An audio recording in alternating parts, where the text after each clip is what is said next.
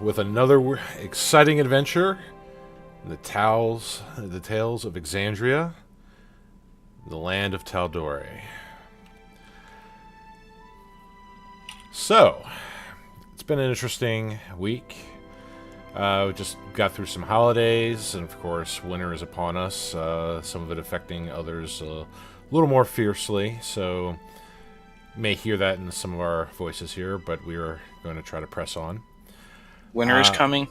You know nothing, Jon Snow. Indeed. Same.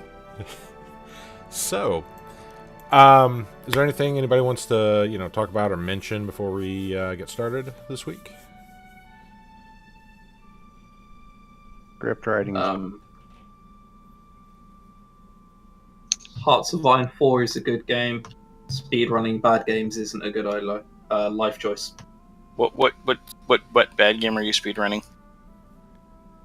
Life is Strange. Oh god, it's one of those Telltale games, isn't it? How do you Not speedrun? Telltale, but it's a Telltale light game.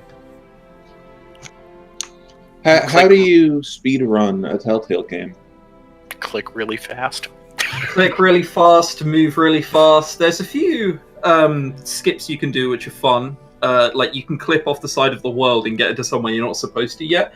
Including one moment. So if I could have 30 seconds to explain this. There are invisible walls, but because you can never actually climb up anything, the invisible walls are about half a foot tall.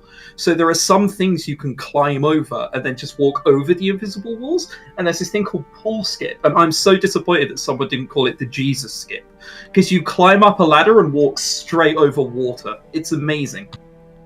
Unfortunately, it's 3.5 hours of absolute dull boringness until then, but details.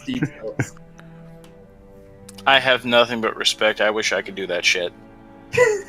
I know, any game with a 7-minute break because there's just cutscenes which you can't interact with is not a good one to speak from. I think the name of that game was I did that. What the fuck was it? It was old back in the day. It was like a sci-fi role-playing game for the PlayStation. Ah, shit, Xenogear, Xenosaga, something like they're that. both games. Xenogears is the isn't it the one where they land on that planet and it's big open world? And then Xenosaga was the one with the with the chick that can do virtual reality or something, but yeah, it's like nothing but cutscenes. Yes, no, like a buddy of mine rented it way back in the day, way back, and we decided we were gonna beat it in a weekend because we used to do that stupid shit. And we literally got to a section that had a 32-minute cutscene that you can't skip. And I don't mind that. I like watching cutscenes in role-playing games, because back in the day, that was why you actually played role-playing games, because it damn sure wasn't the gameplay.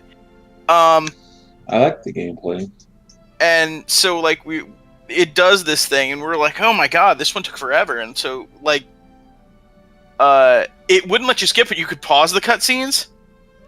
So it's would you like to save your game? I'm like, yes.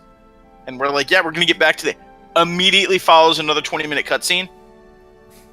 Sounds like Final Fantasy 13, to be fair. There's a moment where there's about half an hour of cutscenes and 3 save points in between them. Yeah, literally, it was I hit start on the PlayStation controller, so it would pause, and I was like, I'm going to go get some popcorn. You want any, man? And we just were like, yeah, this is a movie. We'll watch this. Yeah, Final Fantasy 13 had that, and people would say that the plot is really complicated. It's not. You just stop listening to the massive amount of cutscenes there are at some point. You drift off going, all right, yeah, something sanctum. So 7 friends save the world. Let's just get to that bit. We all know it's happening. It's not complicated. You just fell asleep. Final Fantasy 13 is a great movie. A great speedrun, though. A fantastic speedrun. Anyway, we were here to play Dungeons & Dragons, I believe. Yes, so let's start off with the recap, just get everybody back up to speed, and then we'll jump in from there. So, last session. You scavenged around the town of Suuthder for supplies before the impending arrival of Queen Rixrory. Not finding too many things left useful or that weren't left to rot, you finally get some peaceful rest. The first in a very long time where you're able to just let your guard down and just relax for a moment. During the evening, Katsu had a dream. A dream where he is visited by his patron from beyond, the source of his otherworldly powers. In this dream, he strengthens the bond between he and his patron, where his patron revealed upon him a concern, a great concern about the imbalance between life and death that is currently happening, about souls of the dead being drawn, trapped, and devoured by other Elder Ones. The same power causing this seems to be also interfering with the natural state of death, but also with the unnatural state of life given through magic. He warns Katsu, death is no longer an escape. Rixrory is the first one to wake up, and as she does, she wakes up to Newt hovering over her, mouth full of berries given to her by Rixrory. Newt's eyes wide open like saucers as she stares down at Rixrory, munching on these berries inches from her face. Newt tells Rixrory that Sebastian says that they are ready.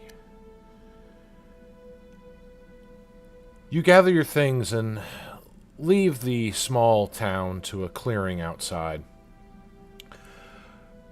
You tell Newt to let this Sebastian know that you are ready to send her home.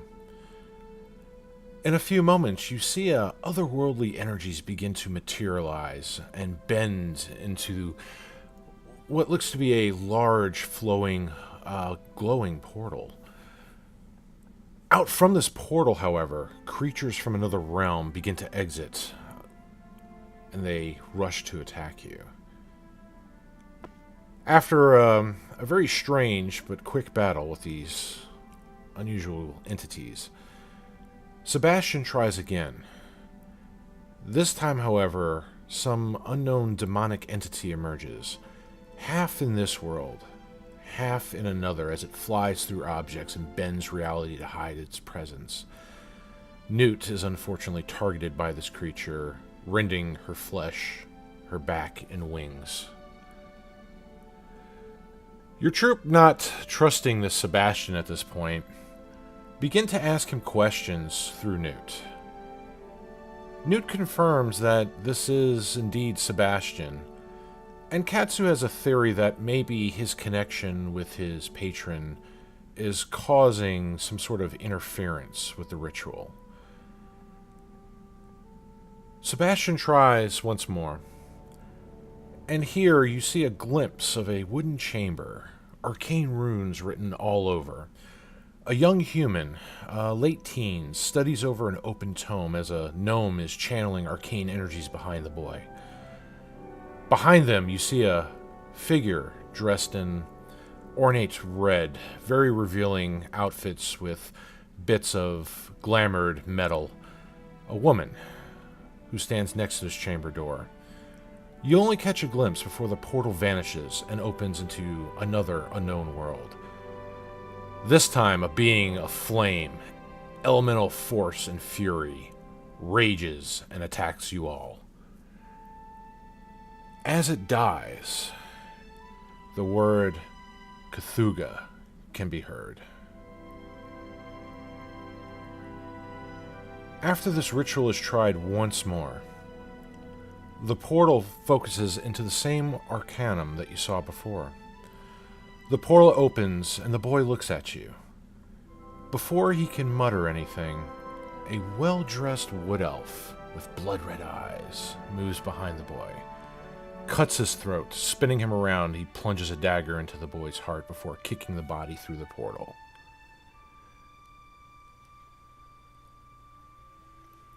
A war cry can be heard from beyond this portal as you see a strange half-orc girl charging this wood elf.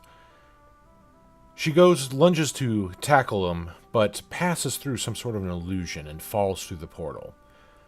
The real elf shows itself as large, half-snake women with 6 arms begin to flood the chamber.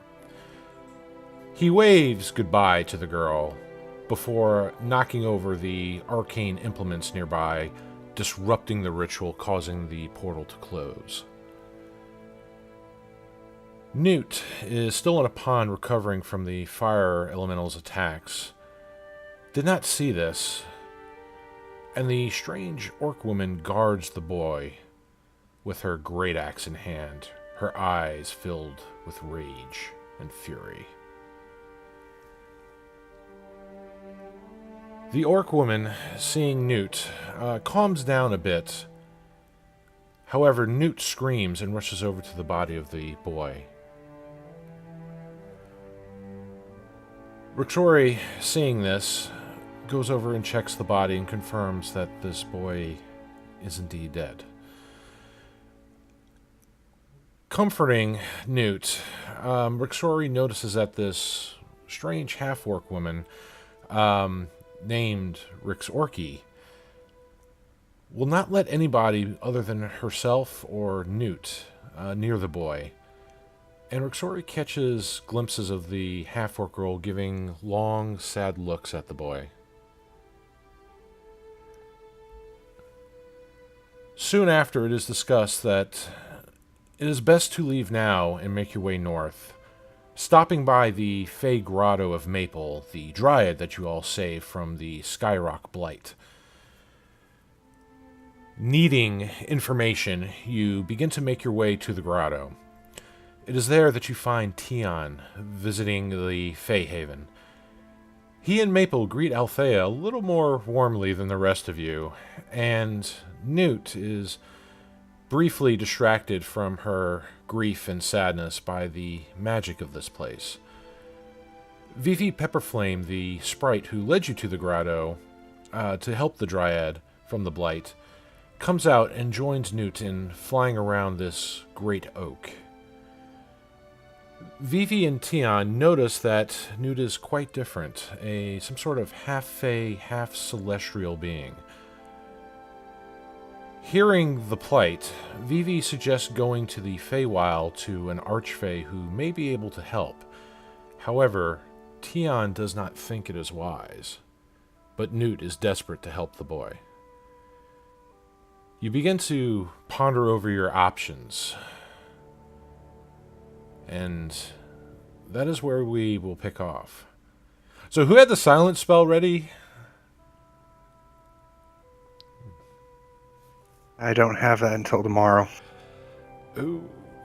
I can't deafen myself. It's going to be a very awkward night.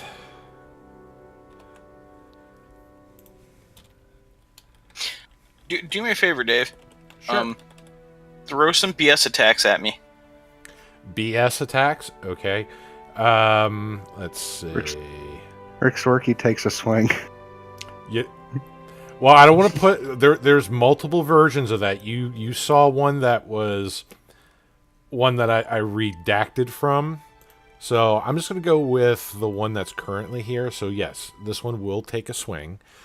Let's see. Just the hit rolls or the actual damage rolls? Hit rolls. Hit rolls, you got it. I need to see if it's actually checking this. So what you've got to do is you got to roll higher than like. It applied. You've got a +3. Okay, sweet. I don't know the syntax for the concentration saves, but aside from that, that should do it. I'll have to look up. I want to say it's in one of the, when you first start up, if you didn't disable the notifications, the manual for Fantasy Grounds, I want to say not maybe about 3/4 of the way through the document has that syntax. I'll have to look into it. That's what I was going to use to try to help properly modify the effects for you. So, but yeah, if you ever want to know some of the other commands with that, that document has pretty much everything that's on their website in slightly easier to read format. And if you can just clear that off, then I'm good. But I think we were resting anyway, so it should clear everything, I think. Okay. Now, hopefully it won't clear Billidan's, his resist here. So we're actually going to test that. So rest, long rest, and good. It did not clear Billidan's off.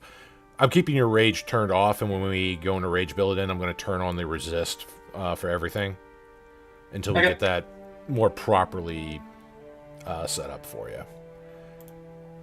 All right. So, everybody's taking a long rest. Althea is having a really, really good time. The rest of you just kind of plug your ears, not wanting to hear the sounds that a dryad and a satyr make.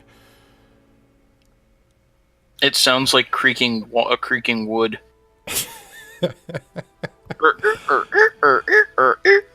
Rixori's trying to concentrate and think about her life decisions to explain her slight character rebuild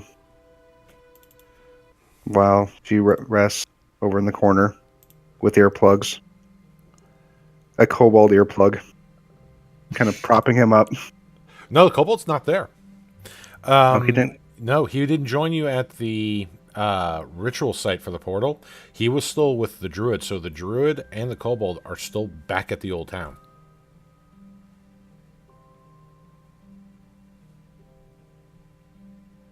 As far as they know, you went out to go do the portal, and you just didn't go back.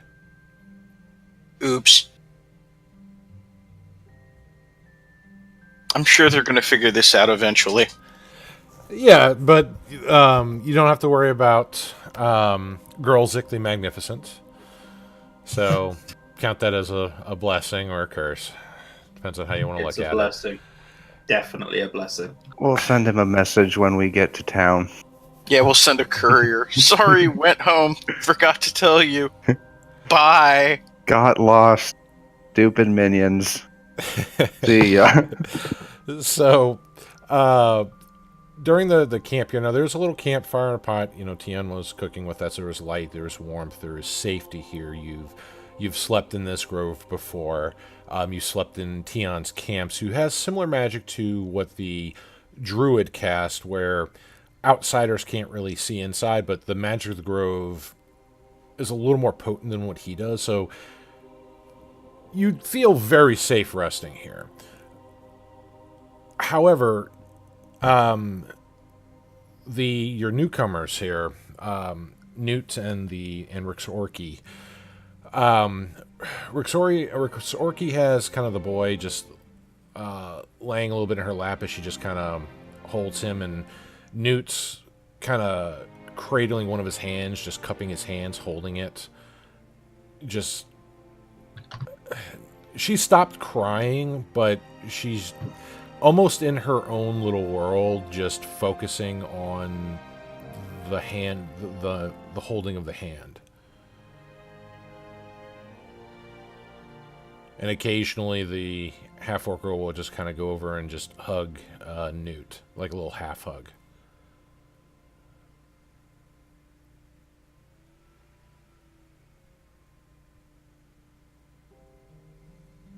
Oh.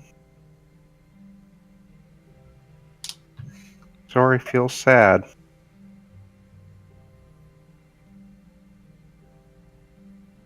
And she will attempt to find more berries to give to Newt to try to cheer her up.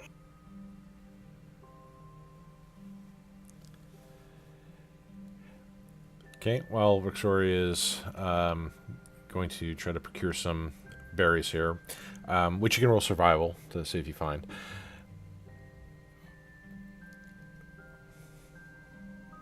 She tell me about this?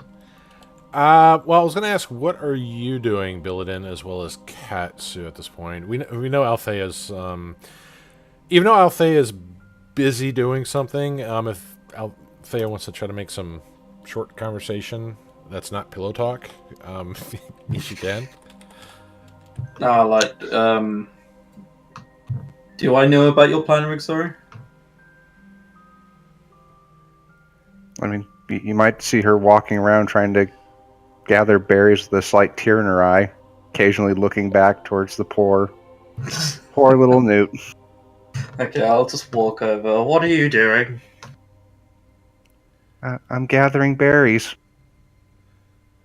For... Rixori points. What are you pointing at?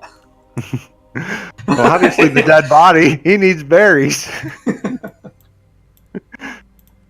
Right, well, let me give you a hand with that. And we need to find a little flower, and you're so much better at this, Master, than I am. You get a feeling for living in the wild after a while.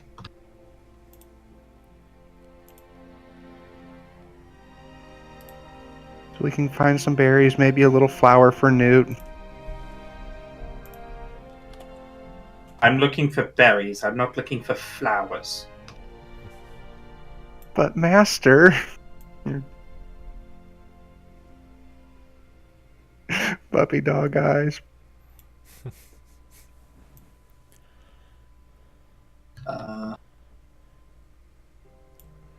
Just getting a map on here for the chat. I'm not getting flowers. Final. Please, Master. Fine, I'll help you get your sodding flowers. Jesus. Oh my god. Billidan's turning into Skeletor. Sure, but I'm rolling separately for flowers. I guess guidance to help him find the flowers. Oh, goddammit. I probably find them anyway. Bugger. Well, finding and, actual procuring, you've located them, but actually picking them and giving to them, could be a different story if you want that to be. It's like he finds flowers. Excellent, I stomp on them. Ha What would I have to flowers? roll for picking them? There's not really. I don't think that's really much of a challenge. So, Would you say that I have to roll sleight of hand to pick them up because they're in a particularly difficult place amongst thorns? the only thing I would say if you want to do the sleight of hand with is basically if you wanted to try to hide the fact that you're stomping or destroying flowers. Otherwise, if you're not really going to try to hide your actions, it's not really something difficult to do. It's something extremely simple like opening an unlocked door that's not damaged. It's in perfectly good condition. I don't know, man. I mean, I obviously know that's true. I was just sort of hoping that you would give me another roll to maybe fail this with. I don't know, man. Picking flowers could be dangerous. You saw what the fuck happened when we had to pick mushrooms. We didn't have to pick mushrooms. You just kind of went by the mushrooms. In fact, I believe one of you attacked the mushrooms first anyway. Those mushrooms attacked us, damn it. It was self-defense. When I find the flowers, I cartwheel over to them. He's frolicking in the flowers. There goes all of your drow rep. Yep. It's a good thing that none of them can really see him right now. So, But if anyone does see me, I'm doing menacing cartwheels. Not really. Menacing cartwheels. It's only 14. I don't think we're very menaced. he backflips in, with intimidation. Yeah, there you go. It's very And then scary I backflip. give Rixori the flowers again. I go, there you go. Thank you, Master. Are you happy now? Yes. That's probably the first time I've ever heard that. Okay, awesome. I'll be inside if you need me. Okay. Meanwhile, you hear the following from whatever makeshift tent Althea has set up. If she was That's the kind. As the phrase, and that's what I call a magic missile, right there!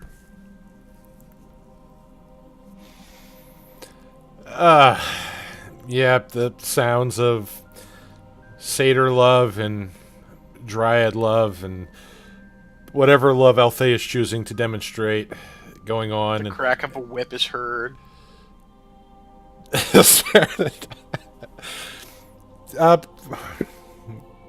Yeah. So, Althea's doing things that. Did you leave the oil lamp on in the tent? No. Let's say it'd be like Austin Powers, just little silhouettes going on, and everybody's just. I mean, she could cast a light spell. But no. She's not here to put on a show. They're just happening to hear one. I was thinking more the comedic parts where the silhouettes just look like they're doing things that just aren't really what's happening inside the tent, just to horrify anybody looking on. Only the problem is they would be what's happening inside the tent. Unfortunately, I don't have light memorized, so I don't have light at all, actually. No, I do. It's a cantrip. I do have it. Yes, no, there would be light. Sure, why not?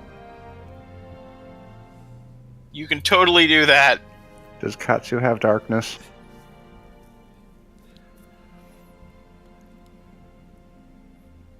I think she hasn't cast Sword Burst yet.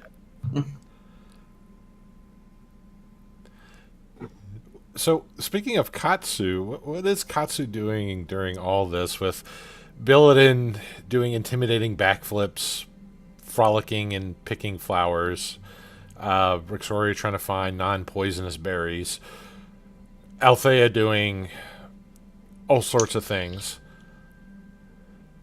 They're all fucking crazy. I'm sitting around the fire She absolutely is. And just kind of relaxing because fuck that noise. Well, you wouldn't be the only one. Vivi Pepperflame would be there. She's a little sprite that wears very bright colored like leaves and vines to make kind of makeshift clothings and vests. She was invited. Yeah, she didn't want any of that. She was not interested at all. Well, she's friends with the Dryad, and technically friends with Tion, you know. But she's more closer to the Dryad, but she has no interest in that level of contact friendship? with them. That's a little beyond friendship. That's a different kind of interpersonal relations. So, yeah, she's just fine. Again, she was flying briefly with Newt. When Newt first kind of went in here, she was just part of her Fey heritage just kind of kicked in. And for a moment, for like a minute, Newt's mind was taken off the tragedy. But then, as she was looking down, it kind of hit her like a ton of bricks. Everything just came crashing down. And that's when she went back down and started mourning again. And Vivi stopped trying to help cheer her up because she realizes that nothing really is going to cheer her up. Which is why she gave that advice, which Tion also kind of says, I don't think that's a good idea. And so right now, Newt is, while you're resting, Newt wants to go to the Feywild and see this archfey, to see whatever they can do to help Sebastian. But that doesn't have to be your path. This is why you're resting and going to discuss what would be best, because you're still trying to gather information. You're still trying to head your way back north to where you know there's other more inhabited settlements.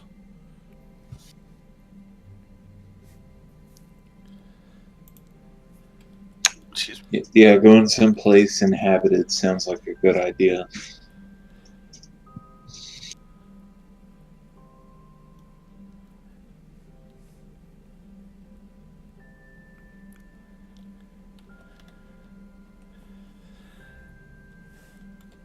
So, but Katsu, you know, if you're not doing anything, you know, in particular, not really. All right. So, Rixoria, you are given the things that Billidan has found. What are you doing? She's going to try to walk up to Newt and present them as a gift.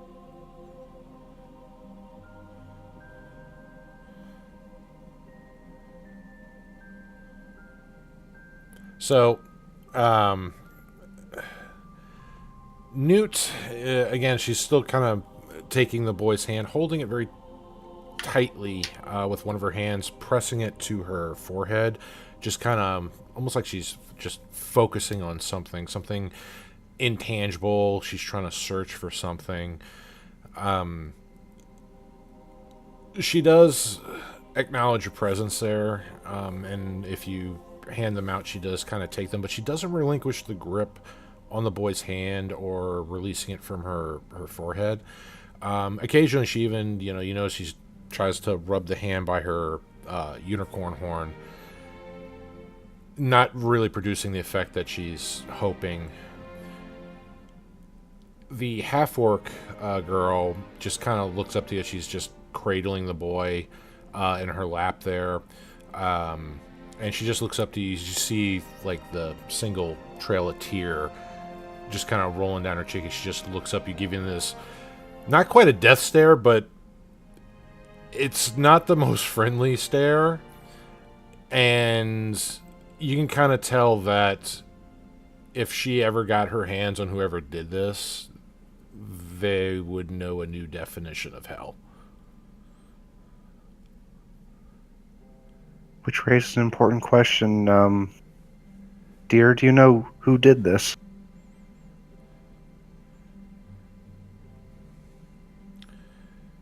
And the Rixorki, the half-orc, half-tiefling, looks up at you.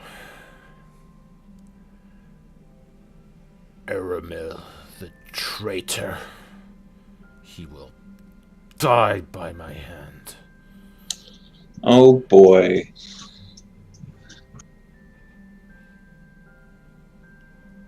Huh. That is not a name I am familiar with.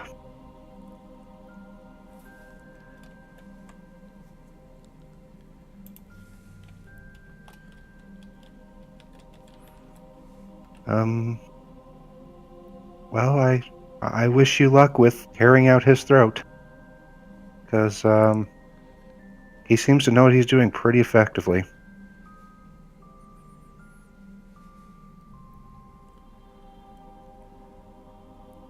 And why was he trying to kill you and Sebastian here? Not know. Not care. Only care about... And she just kind of pets Sebastian's head a little bit and pats Newt's arm. He will pay.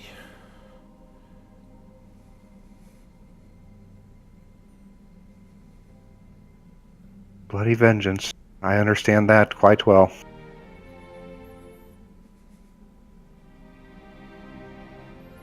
But... And you hear Newt just kind of mumble, Sebastian, come back. It's okay, dear. I'm a cleric. I do know some spells that will help us protect and preserve his body until we can make it back somewhere safe. Althea's right, there are magics that can help him.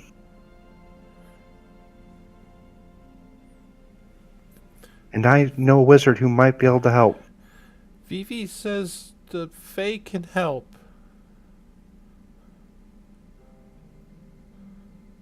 I've heard rumors of that place. That it's a scary, scary place.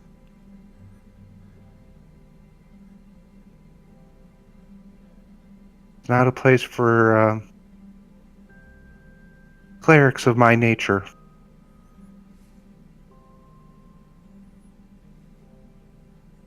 I think it would be safer, dear, trying to get him to a temple in the capital.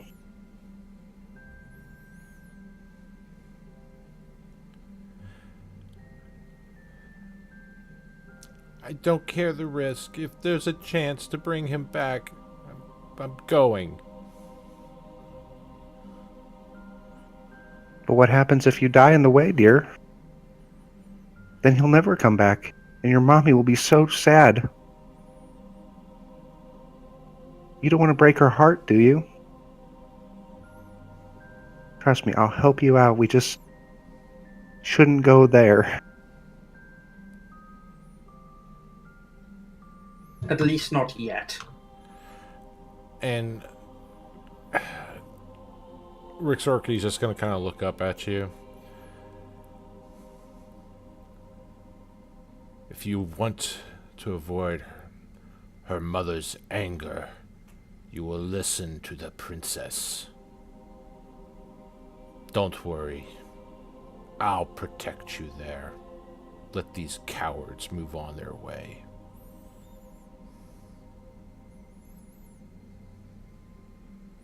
By this point, did Althea just hear that? No, Althea's a bit busy right now. Okay. Althea's hearing other things. Yeah, the creaking of wood and what other sounds are made by the trio.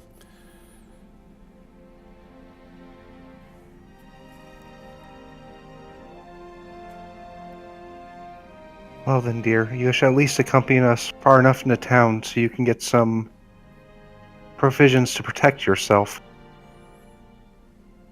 You might be strong, but there are many. They could come from other directions.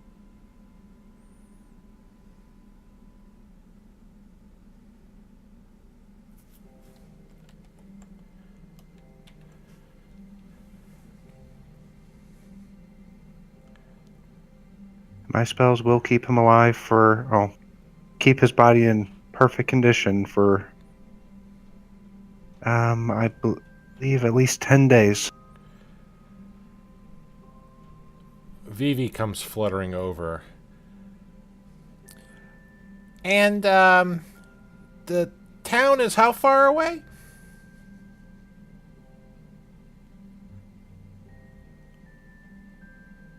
That's a good question.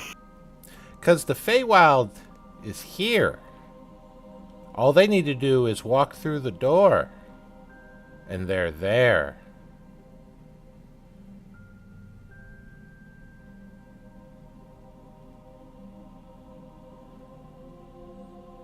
How far away is the nearest decent-sized town?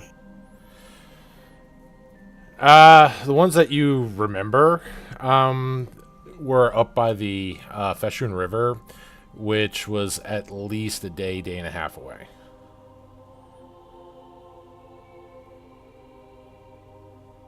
And that was just from the grotto, without dealing with orcs and bandits and mercenaries.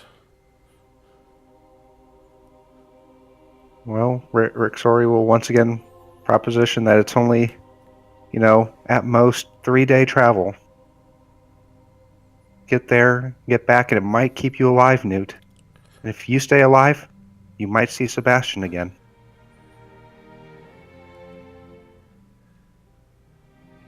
Rixori, and this is Vivi, fluttering up to you. The archfey can help. He's really powerful. I've seen him do great things. I'm assuming I'm going to need nature to know any more than the very, very passing information I have about, Yeah, you can roll nature to see which, what exactly, archfey may be. So basically, archfey are, they're godlike.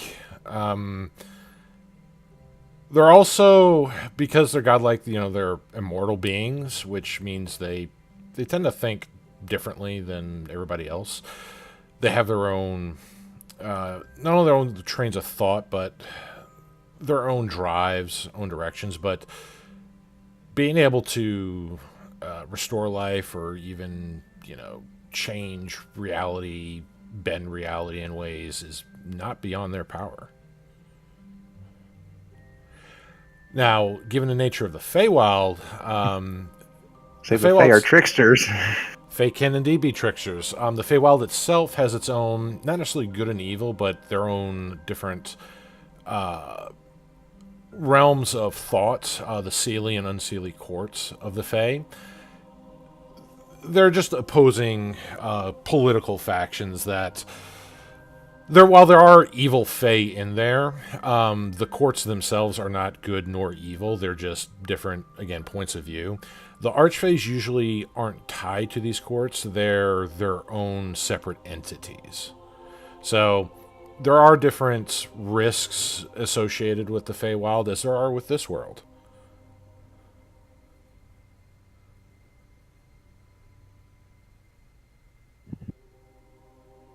Her story's going to kind of shift back and forth as 1,000 problems and confusions flash through her mind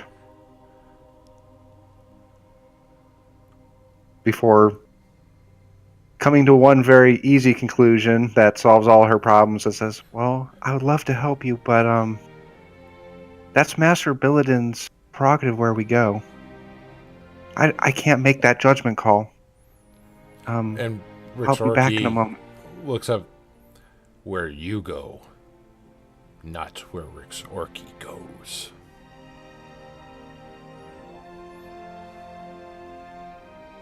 Rick Shorey feels intimidated.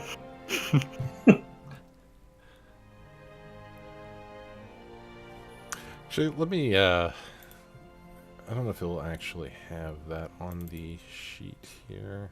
Oh, not that one. Let's see. Actually, it does. Let me... There you go. All right. Rick Story feels very intimidated. Indeed. That is where you go. It's just, I kind of did promise to get Newt a cake, and I'm a woman of my promises. I very, very regrettably at this exact moment.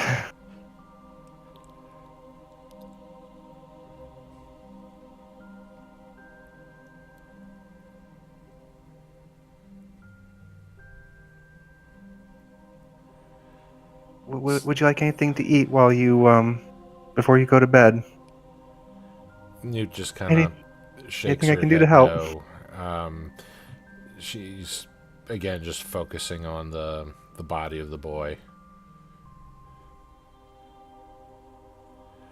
And what winds up happening is Rixorki just stays, sitting down with the boy, still in her lap. Newt kind of lays down next to the boy, still holding the hand, keeping that contact.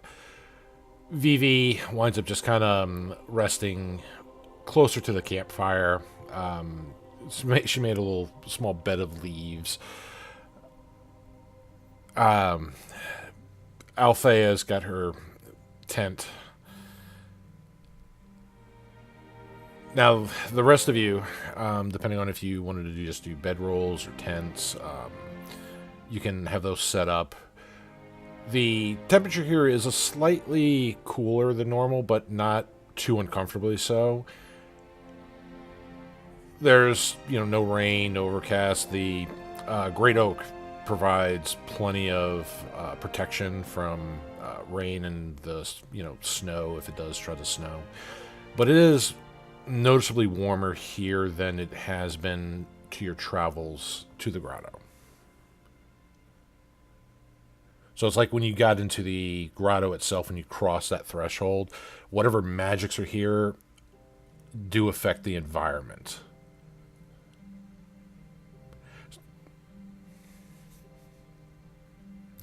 Well, the rest of you rest for 8 hours. Althea feels very relaxed. Some of you may be a little more nervous now. Katsu, sadly, is not contacted by his patron again, but he does remember. Oh. But he does remember the very pleasant dream that he had before Brixori woke him up. Billidan was dreaming a nice dream about getting paid lots of money, just bags about as big as barrels full of platinum coin and diamonds. before he woke up. And when you wake up, you see the dryad just kind of on these about a little larger than palm-sized leaves, taking various fruits and kind of placing them near where everybody's sleeping, being as quiet as she can. Tion's still kind of spooning with Althea. Vivi is kind of just fluttering around, chatting with the dryad. The other girls are still sleeping next to the boy. What does everybody do?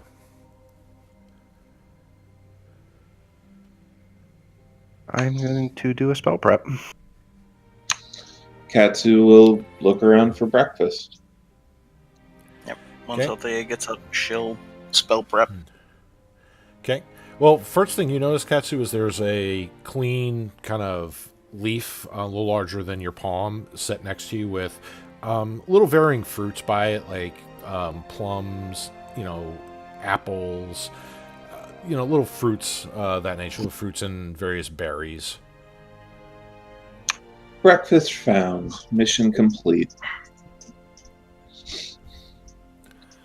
And you And see he'll that look around. the dryad is the one that's been placing these by people, as she's still kind of in the progress of placing these by where everybody's resting. He'll kind of nod in her direction. Thank you, miss. And she just smiles and kind of bows her head. Doesn't really say much, but you see the warm smile. She seems very, very happy this morning. Good.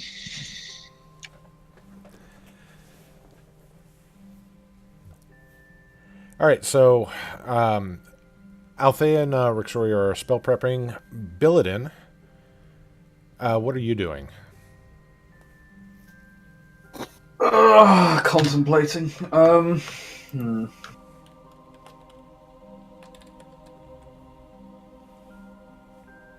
Stuck in a moral quandary.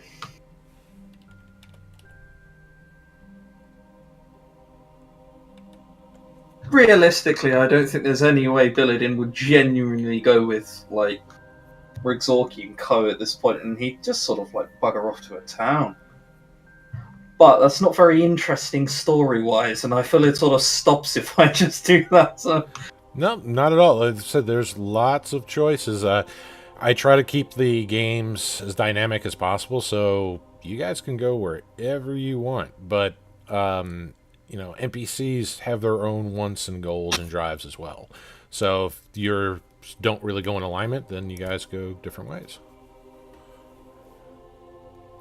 I'll go to Rixori. I presume I know where she is. Oh yeah, you can see her. She's preparing her spells, praying to one of her various gods that she carries the handful of holy symbols around her neck. Sorry, how motivated are you to actually go to the Where is it they wanted to go? To the Shifting Keep? You guys were heading up north, in that, to that area, the Shifting Keep, as well as where the Timber Bastille was. That's where there was more settlements. You just kind of stopped here along your way.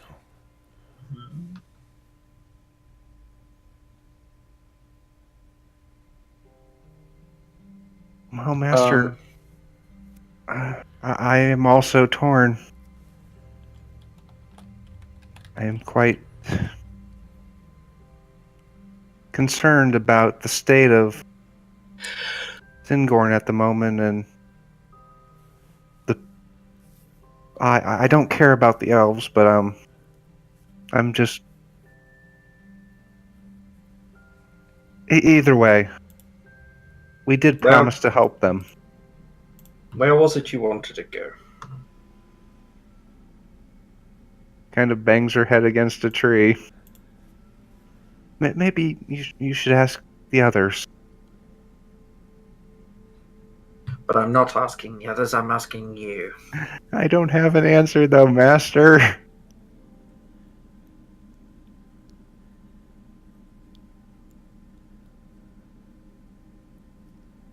The problem here is that Althea seems particularly taken by this group. What we can do is go and visit another place of interest and let them go on their merry way together. We can reconvene later on. And suddenly a sign appears above his head that says, "Don't split the party."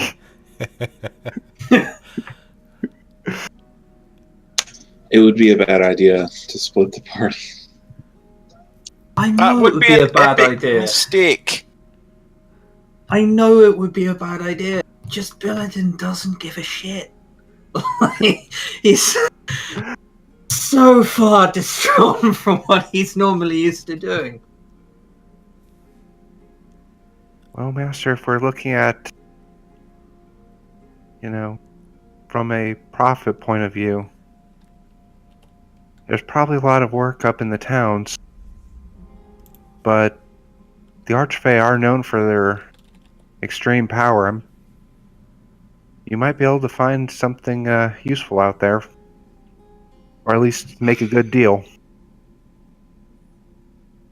Okay, I'll tell you what, we'll follow them, but if another opportunity arrives in the meantime, I'm splitting. I have almost no interest in following someone who's openly trying to intimidate us into coming along with them. In all my years of working as a mercenary, that's never happened before. It's quite frankly ridiculous. Oh, Rick Sorky isn't really inviting. She's just flat out telling you she's going where Newt wants to go, and she is going to protect Newt in going there. Her intimidation is just her being her. That doesn't make it any better. Hang on a second. I don't intimidate you because I don't like you. I'm Fine just that they're it's fine that they're intimidating because that's just their nature. It's like, okay.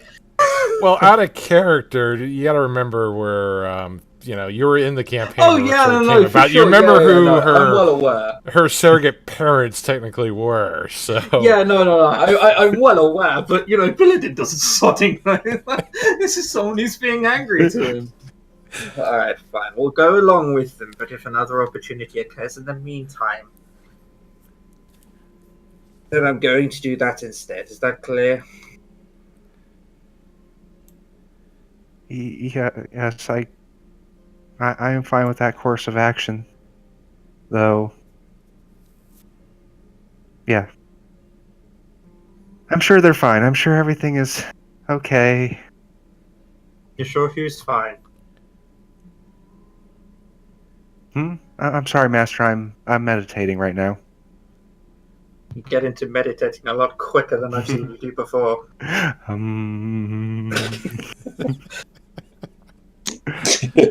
Billiton just rolls his eyes and walks off.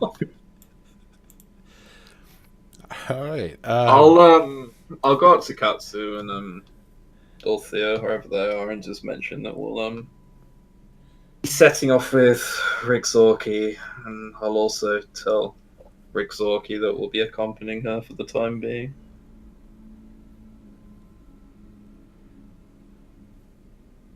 So many smiles around the camp. Well, Vivi's kind of happy. She's just like, "Yay, go to the Feywild!" And Tion's just like, "Lass, this is a bad idea."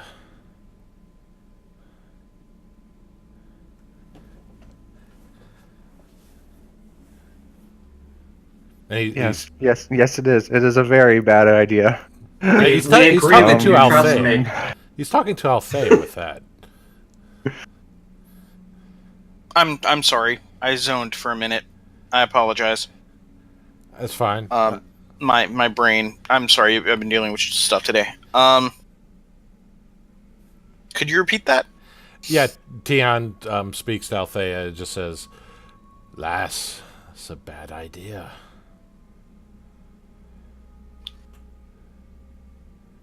Going to see the archfey. No! Why would that ever be a bad idea? It's just called an archfey. I'm well aware, Tion, that it's a bad idea. It's also the only idea we seem to have. Have you ever If you met haven't- an archfey before? No. They're very full of themselves, very stuck up. This one in particular is, well,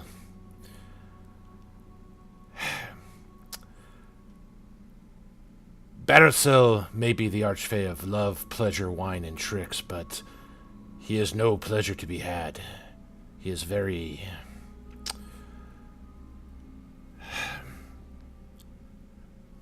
impulsive. So you're saying that wine and ale would be presented upon our arrival? Vivi's kind of like, maybe if we're lucky.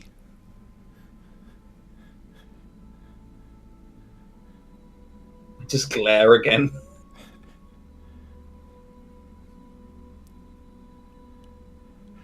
Oh, look, I'm not necessarily sure going to see the archfey is a good idea. In fact, I'm pretty sure it's a very bad idea. Well, what would you have us do instead? There are other places where we can go see clerics.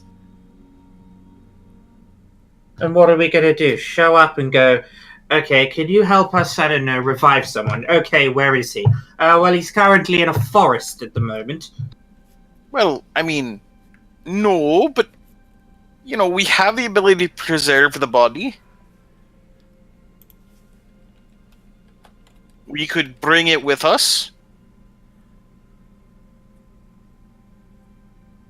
We could temporarily enshrine the body and come back for it once you found someone. We have. Need I remind you that Newt is not coming with us on this. The Newt is not being separated from him. But if they stay here, they'll be safe. You can try and talk to Rixorki and to convince them to stay if you want. It may actually be a good idea.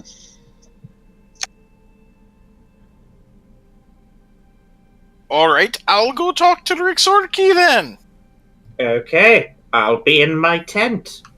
With earplugs. Here, hold my ale. I walk off.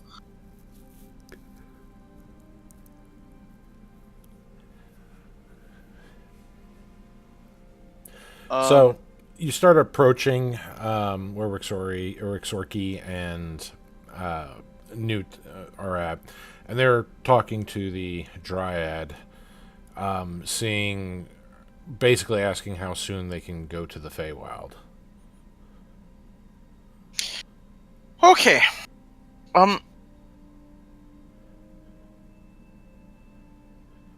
Let's talk about this for a moment.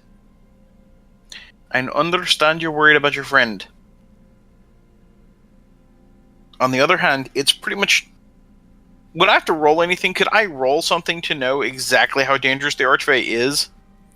Aside from the fact his name is the Archfey, so I'm pretty sure the answer is very.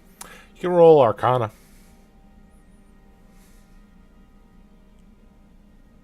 Not bad. So you also are aware that Archfey are basically god tier beings. They are indeed immortal. They do have the power to create their own little pocket dimensions if they wanted to.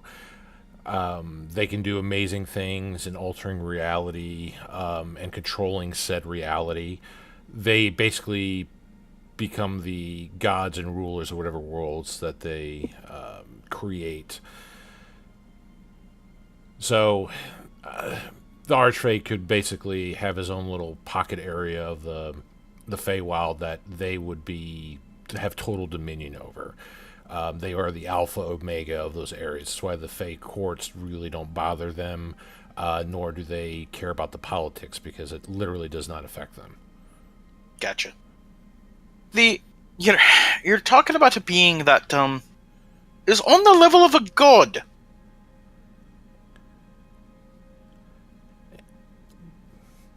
And they're probably highly unpredictable.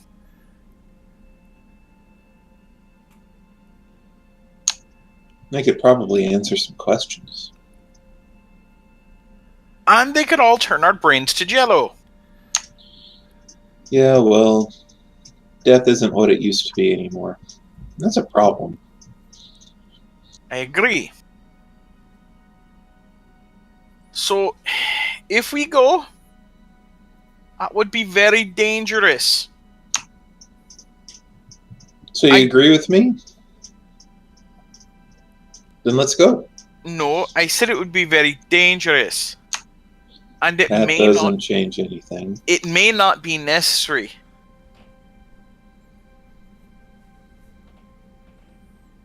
While it is true that danger is not necessarily a bad thing. I mean, what, do you want to live forever?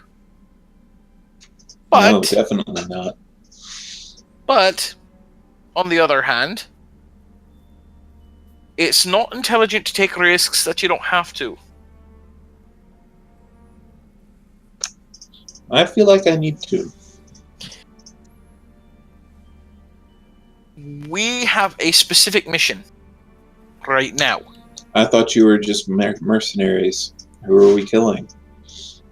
Mercenaries don't necessarily just kill people. They do what job needs doing. In this case, we currently have a person who's unalive.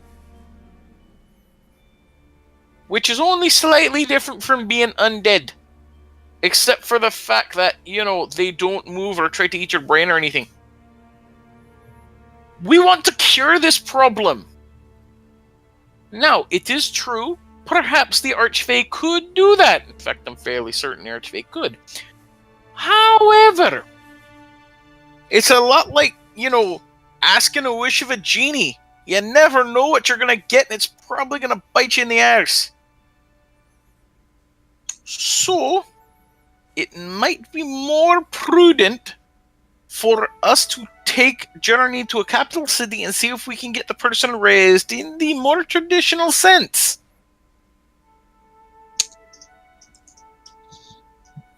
I still vote for the Feywilds. Okay. So why don't we do this? Billadin, come here, please, sir. I think he's still.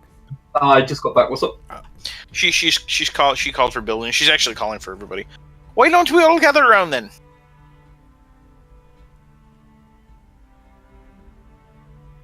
Okay, I'll walk up, but whisper in her ear. It's captain or master. Jesus Christ, you're around other people. Don't fucking call me Billadin. Apologies, Captain. In any case, why don't we take some paper and each one of us writes down a yay or nay on the paper. We have like 4 fucking people here. Also, I don't know what's actually been said. Have they... Sorry, I just need to ask out of character. Have they agreed to stay here? Or are we voting pointlessly because they're still going to go regardless of what we're doing? They haven't said shit. She's been talking to them. They haven't said shit. All right, so there's actually, believe it or not, built into Fantasy Grounds a vote command for the chat. So let me see if this works here. Hang on. Like, I want to hear what they say before we vote. There's no point voting just to have them go, We're well, going that anyway. was nice, cute. We're still going without you. See if that works. I like your idea, There we go. but Oh, not nice. going to happen.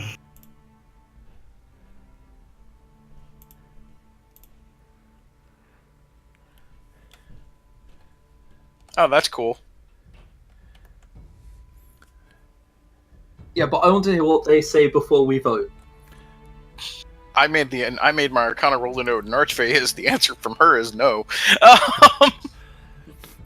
Okay, So one of those, by the way, is the viewers player character sheet. So it's really supposed to be just 4 votes. So I'm not clicking on anything on there. So there'll be one. Well, I mean, I figured in character there was Althea, our main group. So we have all 4 of us. Then we have Rixorki and Newt. So it's like 6 people. So where it kind of stands is, I think these are just what everybody besides your characters here. Newt is adamant on going to the Feywild. She's been told there's a way to get him back. It's imminent. She's like tunnel vision, wanting to go to the Feywild. Rixorki is basically going to protect Newt, and if Newt wants to go to Feywild with that, she is going to go to the Feywild. She also has similar interests as wanting to revive the boy as well. You can tell by the mourning that she's done. So she's all for with getting the boy revived. Vivi's all for going to the Feywild because probably get you get the feeling that maybe she hasn't been there in a while, and this is like a chance for her to kind of go back. So, she's all excited for doing that. The Dryad, Maple, she is kind of indifferent on it. She doesn't really have an opinion either way. Tion has already made his stance. Like, he wouldn't mind going to the Feywild itself, but going to the archfey is where he's just kind of like, don't think that's the best idea because they're archfey.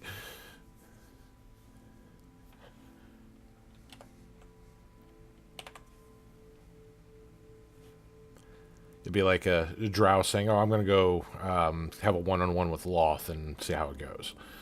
Just, the archfey aren't that sinister, but it's, it's on that level. It's like you're going to have a one-on-one with God directly.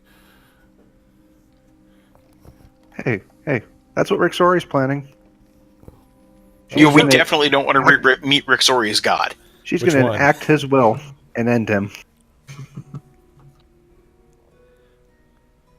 But I mean, basically, yeah, Althea's argument here to them building was, she basically said, look, I know you want to do this. This is dangerous, risky, and stupid. And we have a potentially safer way. So what did they say back? They haven't responded. I presume there's a response coming, right? She has tunnel vision. She's not listening. Right. Newt is going with or without us. Then this vote's useless. Like, we have to go with... If that's we can go to a town. Yeah, we can go to a town, but we'll get to a town and then what? The same problem I posed earlier. Hello there, sir. Can you revive a body? Yes, I can. Where's the body? It's currently sitting quite near an archfey. Oh, how far away? About a day away. Oh, I'm unsure how strong you think my teleportation magic is. It's not that good. Yeah, the vote basically... I was assuming we'd take the body with us, but... Yeah, pretty much. Do you think the body? Newt would let us take the body?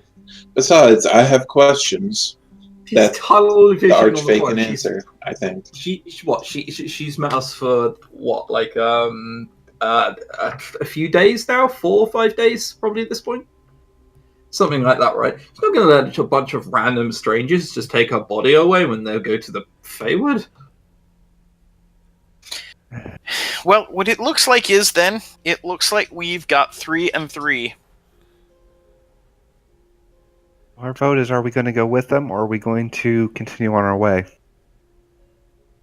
I mean, technically we are not directly associated with them. We are a different group. Captain, you're the commander. You're the captain. I'm an employee, and remember not the one quite sure what Rixori is. Literally 2 days ago. Whatever, whenever it was, 2 days ago, that to stick around and help these people would grant great reward.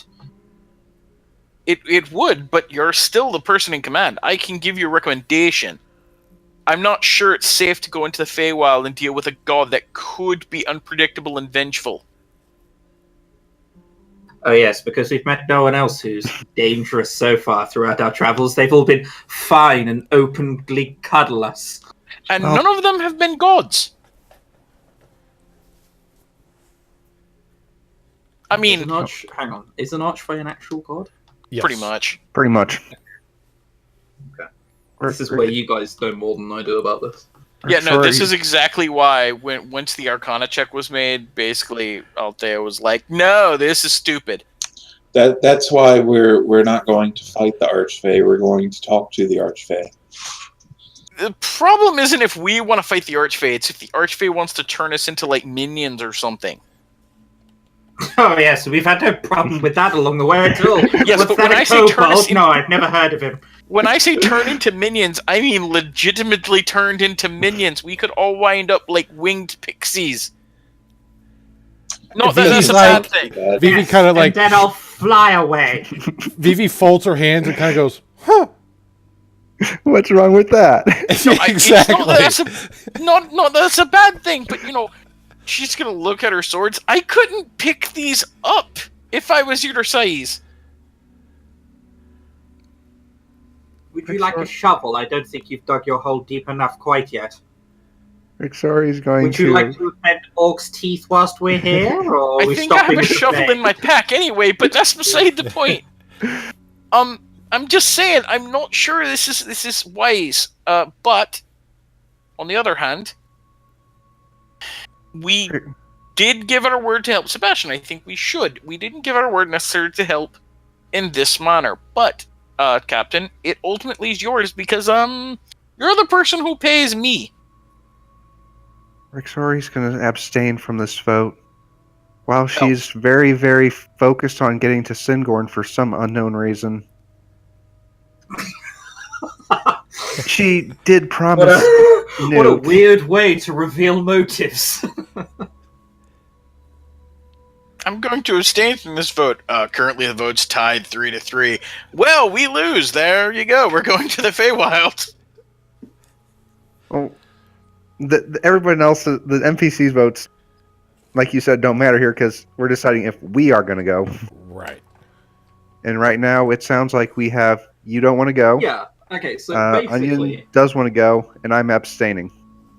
Because my motivations go both directions. They're going without us, regardless of what we do. Newt's not listening. She's going. We're not allowed the body. They're taking that. So we either go to a town and look for work, or go to Rixori's mysterious place that she just mentioned that she probably has no affiliation with. The capital city? Yes. I'm pretty sure you've heard of it. Yeah, you've never been in there, Billidan, mainly because they would kill you on sight. That's not what I meant. It's just a very weird thing for Rixor. Yeah, exactly, that too. Like... Okay, well, I think that actually might... We either go to the capital and get killed, or we go along with them, or we go to like a small town and look for work. Well, at this point, I feel the money is in the Feywood. Agreed. When you put it like that, if our choices are either go one place and absolutely die, versus go another place and only maybe die, Hey, only Master will be killed. I'll probably just go to prison for a very long time, and then get killed. You're a horrible servant to say something like that. Only Master will be killed. Why would you go to prison? The world of Rixori. Yeah, why would you go to prison? Wait a minute, yeah, prison, where did that come from? Oh, come on now. You all haven't picked it up? Spring break?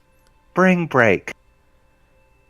Things got a little wild, and may have done some things in my past. Sacrifice to the Dark Lord. Sacrifice is a terrible way of putting it. You're bad at counting, aren't you? Well, you know, after a while, you stop thinking about that. Feywild it is! Because if we go with her, then we're still going to be fighting a god. We might as well at least go fight the god that may not kill us on sight. Oh, don't worry. We're still going to be fighting my god at some point. Look, guys, we have three options, okay? Go to the capital, get killed, and apparently put in prison. I don't know what you guys would have done, but you're going to be put in prison. Oh, no, I would be, unless... Right, sorry, Rick Zori would be. You guys would just have to make your own way. I have no idea what you'd do. Second option, we go to a town, and we just look for work there. Third, we go to the archfey, help these people out, try and get a huge reward at the end of it. Brackets out of character, violently more interesting than going to a town and looking for work when there's an archfey we could be meeting. Alright, then I guess we're decided then, Captain. We're going to go visit a highly dangerous, most likely unstable god in a location that they can do whatever they want to us where we're completely powerless. Okay, I turn to Faye. Great. We will be accompanying you, and we will be visiting the archfey. How far in is he? Are there... Wait, another question. Are there rules? Like, are there, like, you know, they say, like, you know, you don't eat social any graces. Food. No, like you don't eat any food in the underworld Yes, or you can't come back? Let's see. Make another Arcana check, see if you remember anything specifically about the Feywild itself. Now, again, the Archfey can change whatever rules they want because in their domain, they are, you know, the creator. But the Feywild itself has its own kind of universal rules. I mean, the Dryad can't give us some pointers. That's who I was asking, but...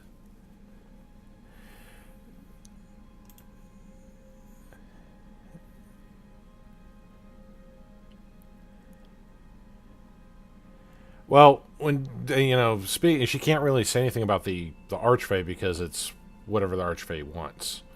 Right. So, you know, she doesn't really have a way to tell you, like, what his specific rules are because it's whatever he says with that.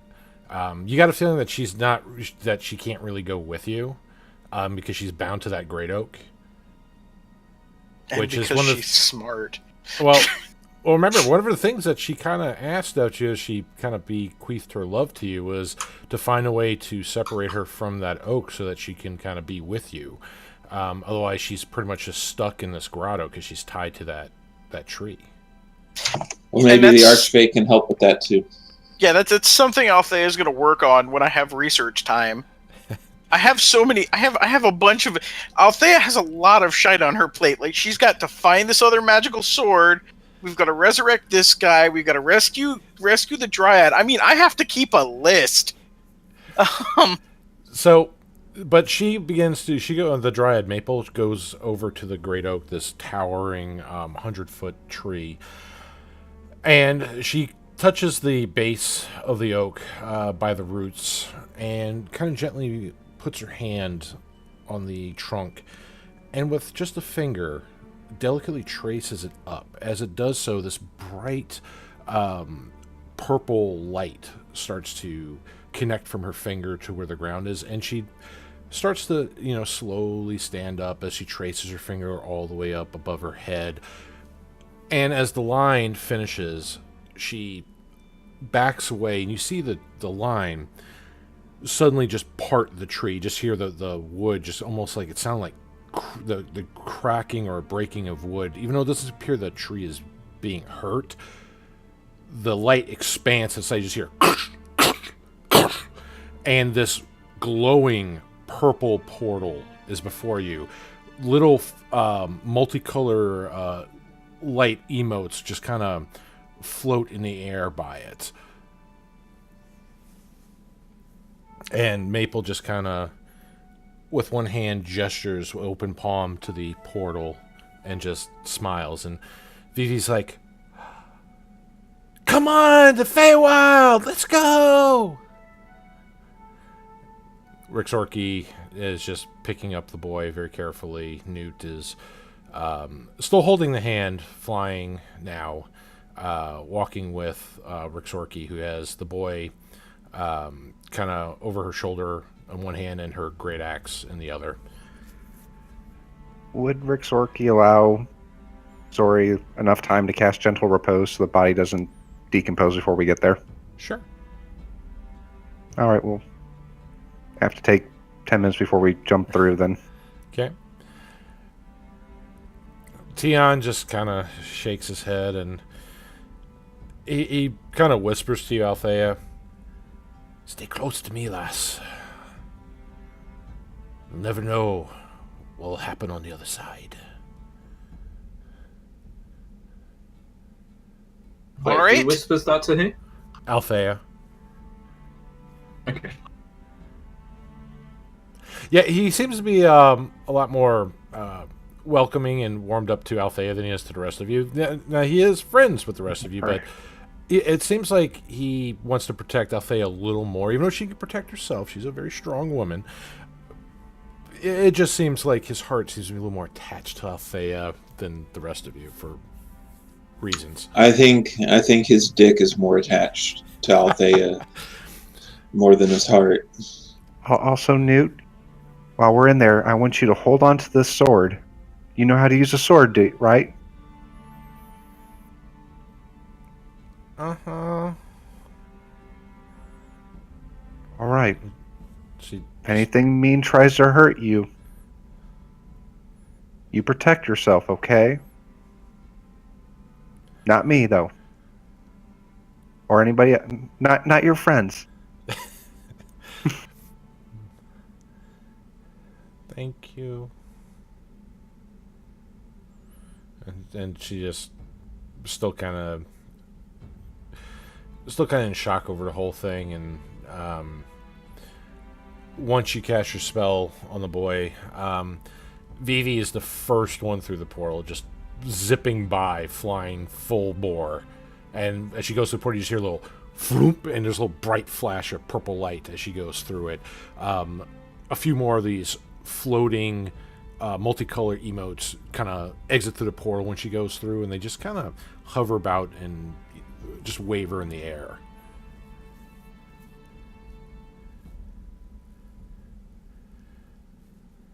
Well, I just walk over to Exandria and whisper in her ear, "I'm glad you gave the distraught and rather emotionally vulnerable child a sword."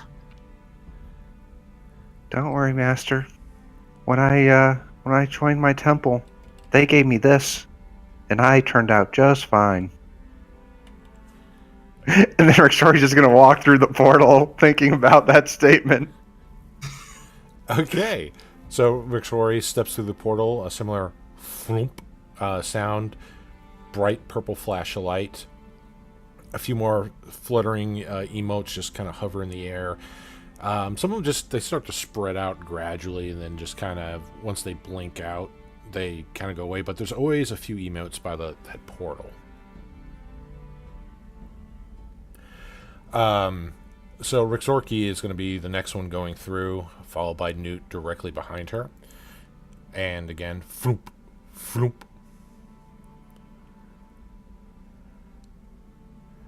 And Tion is going to try to take Althea's hand and... She'll let him. It's fine. Come on, lass. Don't be afraid. This is the easy part. Oh, I'm not afraid. At which point she'll hop through. And she hops through. You will be. And he jumps through the portal right after. He's been to the Feywild many times. He knows all the stupid, crazy things that happen beyond. All right, so Billet and Katsu. Who's next?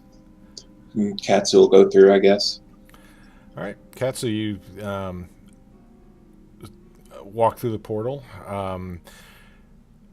Tingles a little bit, but you're surrounded by a bright flash of purple.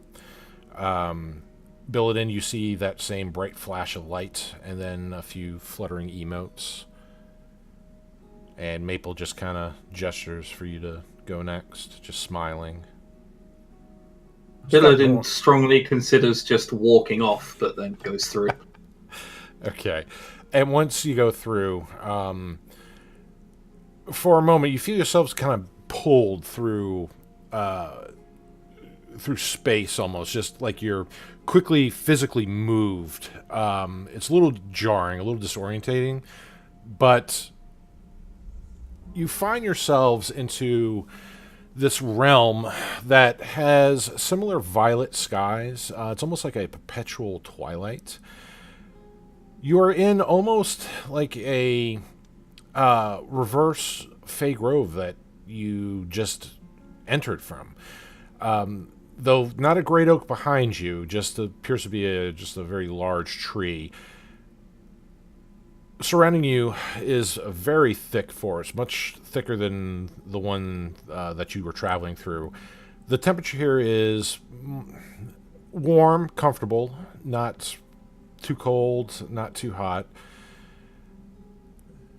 You see Vivi just kind of fluttering about, and she's just waiting for everybody to come through the portal, and the look on her face, she's very content, very happy. She's almost looks just relaxed a little bit. She lets out this breathly sigh. It's so good to be home.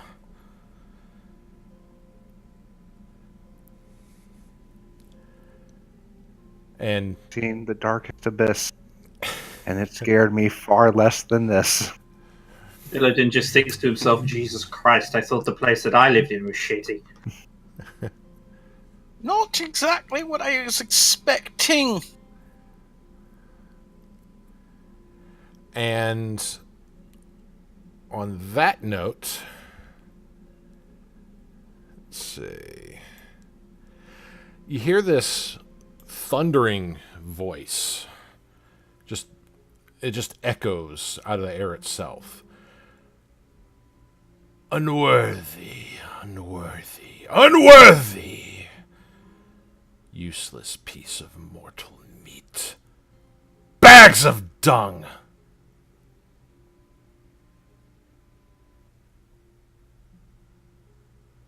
She's gonna lean over and she's gonna murmur to she's gonna lean over and just kind of murmur to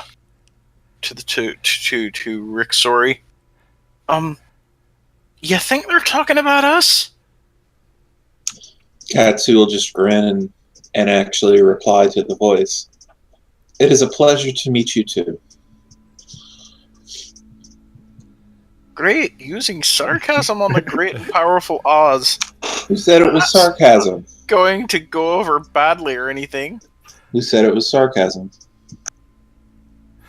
Yeah, and the voice continues when Katsu says that. Oh, is this your first time? Look at you now.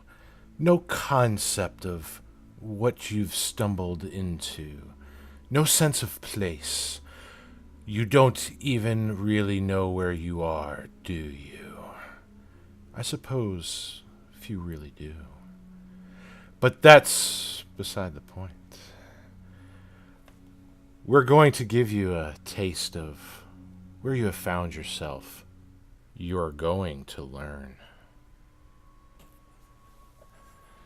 And This sounds very familiar. I think I've gone through one of these things in my life. so, with that, you see a pair of eyes kind of appear out of thin air. Each one a slightly different color. The eyes gradually keep changing color, but not at the same time. One eye shifts, and then another eye always to a different color. A face begins to form behind the eyes. And then the body. What you see before you appears to be a very athletic build, almost elven. But the features aren't fully elven. It doesn't have the large, pointed ears. Some of the way the eyes are shaped as the elves would be, slightly larger. These are almost quasi-human, not quite half-elf, but they have their own otherworldly tinge to them. The being has shoulder-length hair, and no shirt, just kind of a pair of like leather trousers, no shoes, just the feet barely touching the ground as it just floats, the toes just kind of pointed. Very athletic build, has pretty much visible Adonis belt underneath his abs, and looks over at you. I should have come to the Feywild sooner.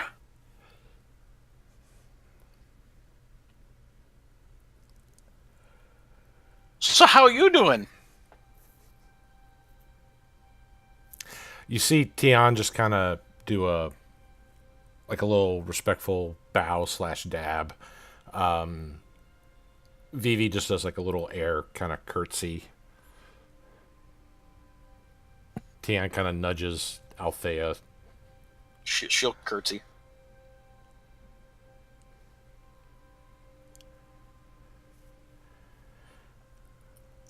Katsu will bow.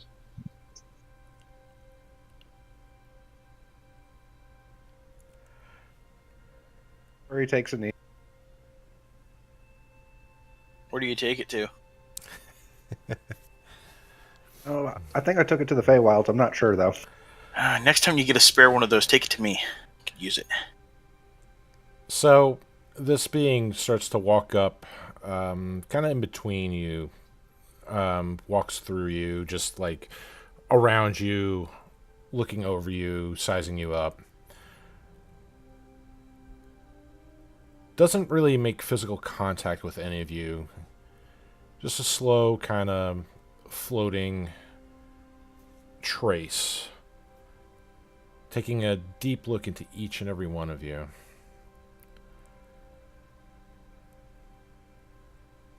New arrivals. Shame about your loss. Our loss? Gestures to the corpse that Rixorki is carrying. Right. Yeah. We do have a corpse with us. Oh yeah, that dead body.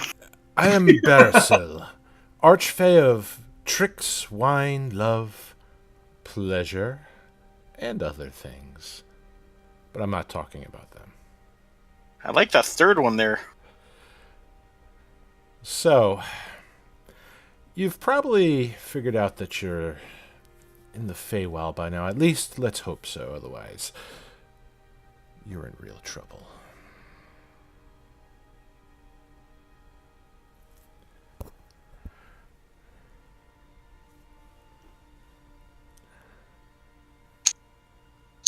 Well, yes. It was our goal to come to the Feywild.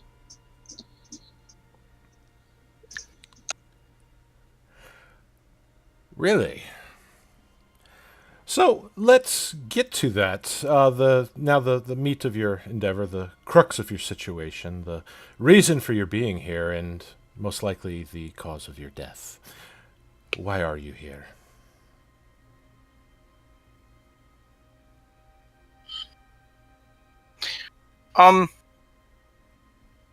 To be quite honest, we're here because we need help in restoring this person to life.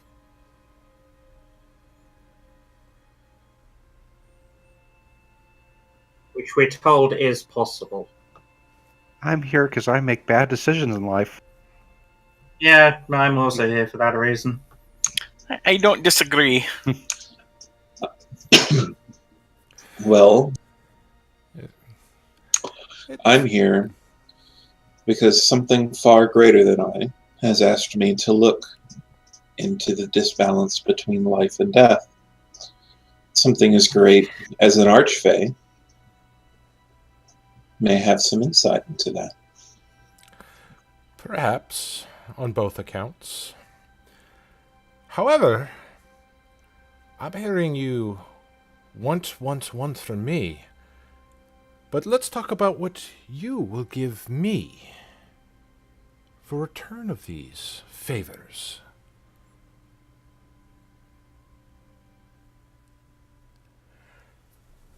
And as he floats by each one of you again,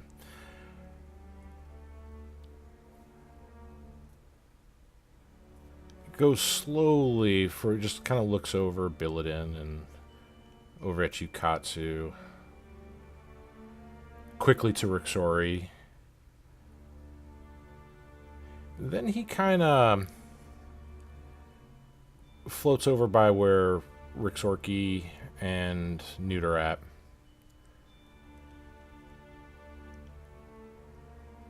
You know, I've been waiting for you. Well, someone like you, or for some time. And he's kind of looking at Newt. And you've got what's needed for the job. He just kind of brushes his fingers very creepily over like one of Newt's shoulders. You see Rixorki's eyes just start to kind of go wide, and you see the knuckles whiten on the battle axe.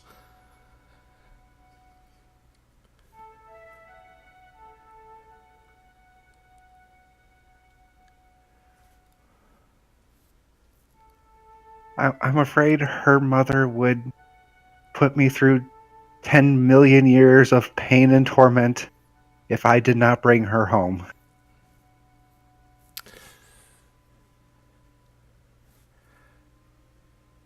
Now. You want something from me, and, well, you must give me something in return that I want. Ah, that's fair. But we cannot exchange a borderline life for a life. Now, Or at least not that life. something important, of course, that you need to keep in mind is anything I ask of you, or, well, tell you to do is important. Wait, I don't ask, I tell. This is my realm, my creation, my place, my rules. And his eyes just glow in intensity. Tell you what, and they kind of die down a little bit. You're going to give me a new servant. And he just smells Newt's hair again creepily. Lilac, my favorite. Or that trinket that you carry, which may look good on your corpse. Or you can run an errand for me and retrieve my old servant, who went AWOL on his vacation. Which trinket? He points to where you're with Althea, who has the artifact that you took from the giant citadel. Did we ever identify that? Nope. I remember talking about identifying all the stuff, but... Right. And that identifies not going to do... You need an actual research library for that thing. Yeah, like I tried to identify and got Jack Squat back. You identified that it is very powerful and worth a lot. Okay.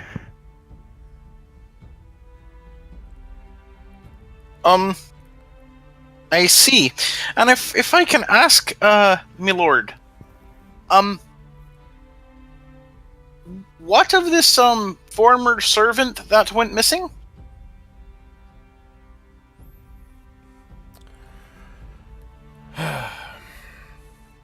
Yes, bring me my servant. Or a new one, and he just again, checking out Newt. My mortal servant who wade through the entrails of my enemies or die trying. It's what I love best about you mortals.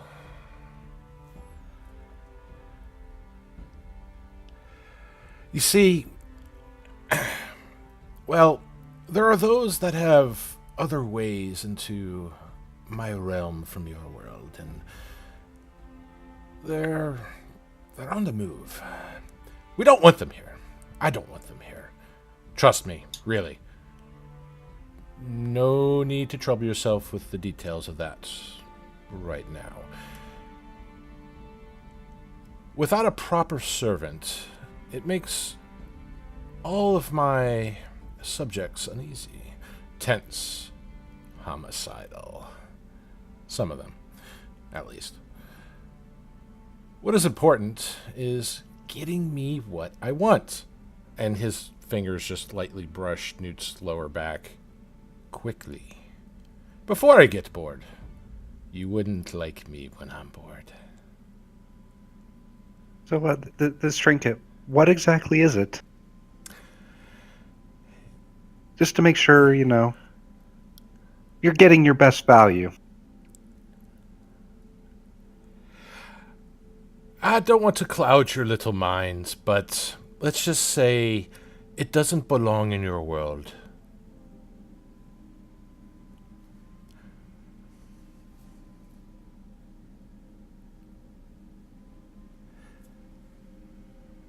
Alrighty.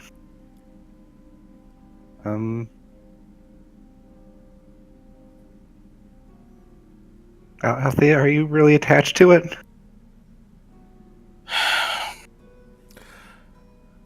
I'm not sure that giving it up would necessarily be wise. We saw the destruction it wreaked already. A friendly word of warning before you choose. Once you have decided which favor you will bestow upon me for my aid, there's no turning back. One choice, no more, no less. Try not to do something stupid. And you kind of feel the eyes look upon you, Rixori, from, everybody around you. So... I understand, my lord. I've not made a decision yet. Could you perhaps give us a little more information on this, person you want us to track down and what you want us to do with him? Do you want us to retrieve him? Do you know where he went? Like in what vague direction, or are we looking over 100-mile radius? Like Althea was saying, we don't know what we're looking for. My servant. His name was Reth.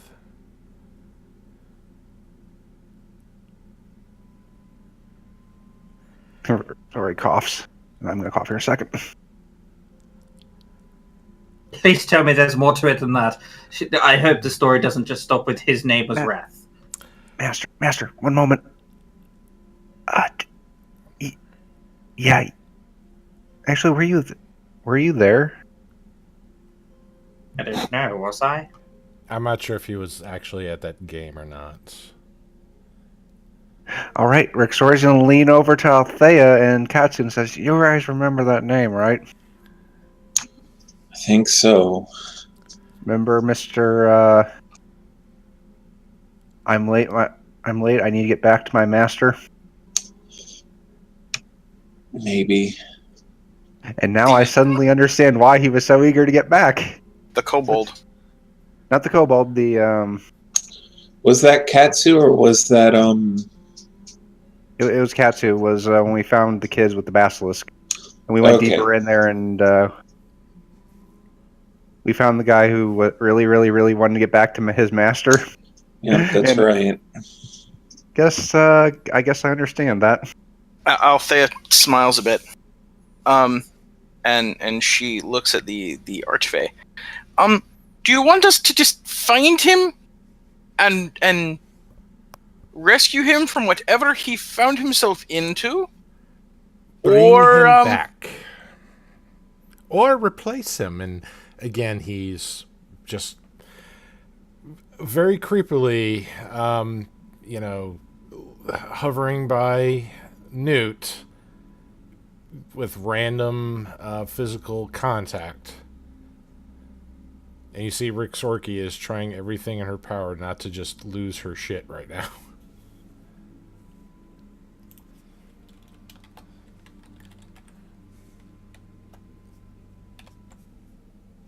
Alright, Captain Billadin, it's up to you.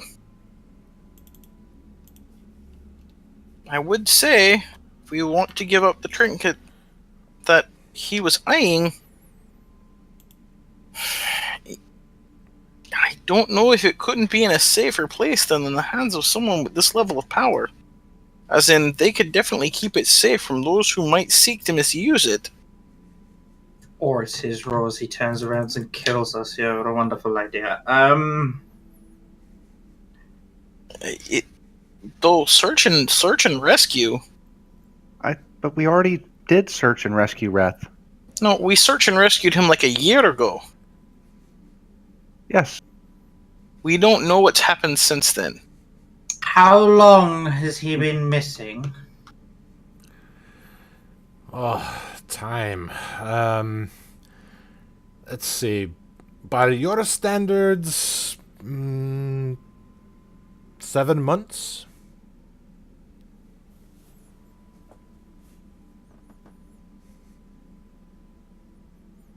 We saw him a year ago, right?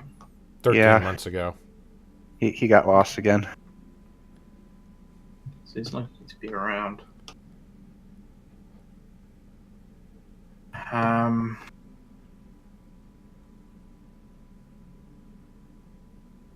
Do you have any idea where he was last present? Where he was going. More to the point, if he is dead, will bringing back his corpse be enough, or does he need to be alive? Well, if he's dead, then... And he just kind of traces his fingers over Newt's arm, who just kind of recoils her arm from the creepy archfey.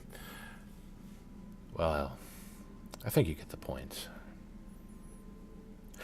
Oh, great. So we could find him and he might just be dead. And he just kind of looks at Newt. Don't worry. The Feywild's a wonderful place.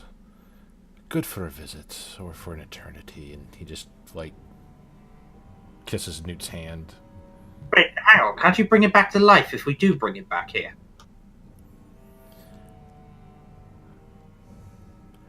He's... You know he's not a gnome, right?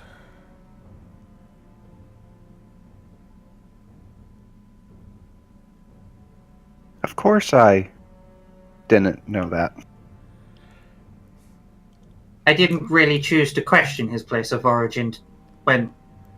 Well, if I were to have met him.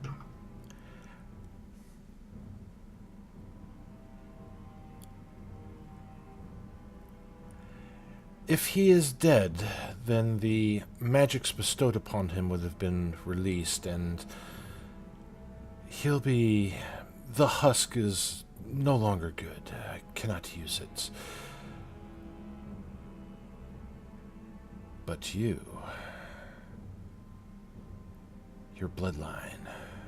I can use that. I got that from the last... Oh, yeah. 300 times you said that. Yeah, it's bad when an archfey has his attention on somebody. Extremely specific. All right, Mentions it about 6 or 7 different times as well. That should really be ringing alarm bells. We don't even know what this artifact does. Actually, we sort of do. How do you sort to do? Well, I mean, we know what it was being utilized for before we recovered it. It was being utilized to attempt to create stable dimensional gateways. And it was causing a momentary collapse of the immediate area, because remember, I scored like a 19 on this damn thing. It was causing a distortion in the local area, allowing multiple realms to bleed together. Yeah, the dimensional web. My concern is, and she's being very careful not to accidentally insult the archfey. If this artifact were ever to fall into the wrong hands, it could be used to, say, link 2 dimensions together. It could be very dangerous. I'm not sure, like, we would want to expose the archfey to the kind of nasties that might come after something like this, it may be easier for us to attempt to find his lost servant. Unless you want to take up a new job position, Captain. I mean, far be it for me to say, but I'm sure an archfey can handle himself. What are you saying? It's better on us than those people who try and kill an archfey? An archfey come after us instead? We being don't sold here. We don't want to trouble the archfey, like that. Can I make a roll to impart some kind of a hidden message, because that's what she's totally trying to do? Paladin gets the message. Paladin also doesn't particularly care. Try to. Alright. The Afe, Udke Uzye, Hite Artefacte, Hute Akebre, Aunde Hite Oswe, Foe Reality Ray, Vadene, Hite Earldway, Hete Iwe Ivle, Nie. Yep, still painful.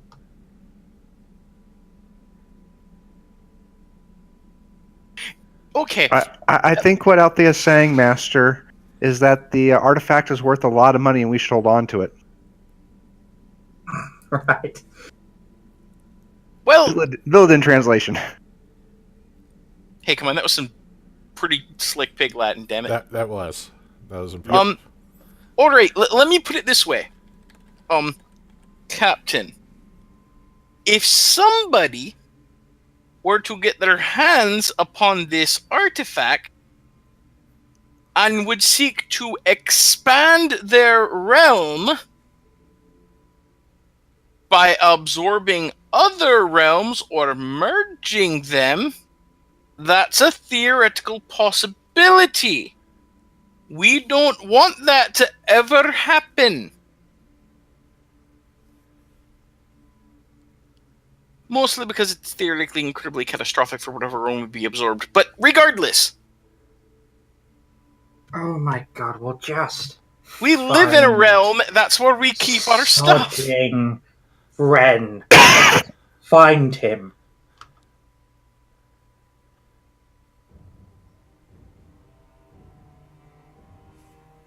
Alright, so is that your final answer? And the archfey. I mean, unless you see some better way of doing this. The archfey just kind of again dresses. So, which is it? What will it be? The suspense is killing me, or you, if I have to keep waiting. Out of character, why do I get like this weird ass Price is Right vibe from this archfey? I'm just waiting for him to be like, and let's see what's behind door number 1. Yeah, An eternity. painful death. Yeah, the pit of misery. Dilly dilly. Well, Your Highness, I think we're gonna go try to recover your missing minion there.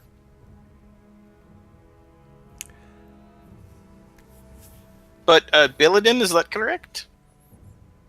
Or Commander, Captain, Lord, Master, whatever. Master, Commander, Captain. Are you fine with this?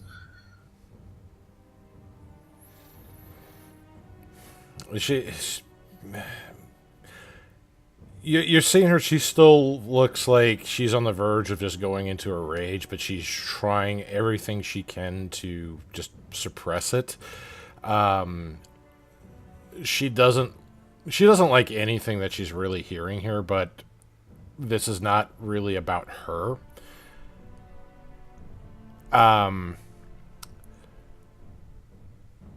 Just gritting through her teeth. Fine.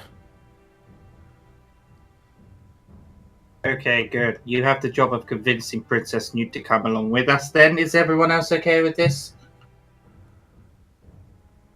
Oh, no. You see, I think you're terribly confused here. Until you bring my old servant back, she stays here with me, in case you don't come back. Either way, I win. So you go find my servant and bring him back. Are we Or really I have bringing my new this? servants. Are we really bringing the servant back? I'm not.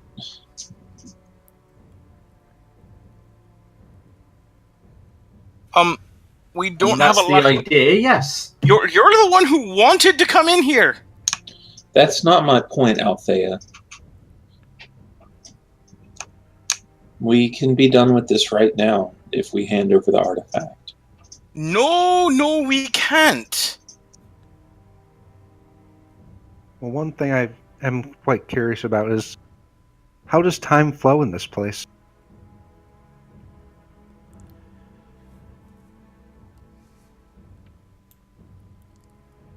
Well, it's perpetual twilight, so you're not really sure how that interacts, here, let alone how things may react with other worlds when you exit. Because, if we're leaving Newt here for what is going to be possibly an eternity by the time we get back,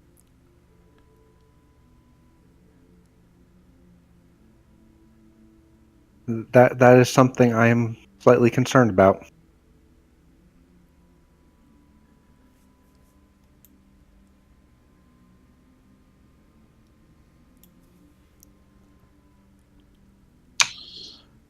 I would not bring someone kicking and screaming back here. That's just something I'm not going to do. Well, he wouldn't be kicking and screaming. Remember, he wanted to be back here when we last saw him. Yet we convinced him to not. No, he did not listen to us, and he was very wise to do that.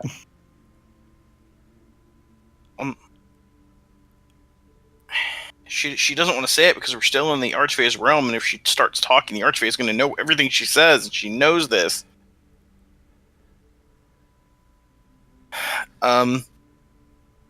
Trust me. If you have a problem wanting to bring somebody back to their lord without necessarily their consent, though he seemed pretty hot to trot to get back here last time as well, the alternative might allow their lord to go to them. Yet I will not be the one to bring him.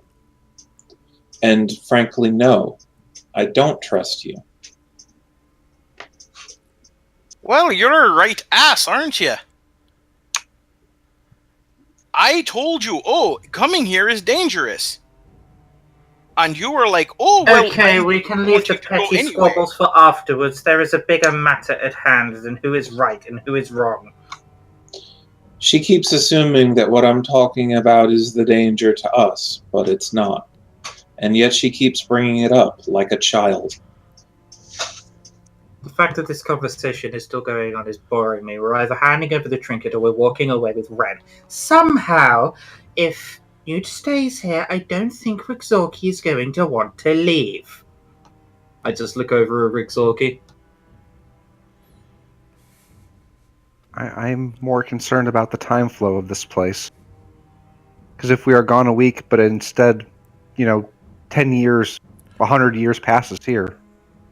So, Rixorki looks at Newt, and Newt kind of just shies away from the creepy archfey who's really has never heard of the term personal space. She very nervously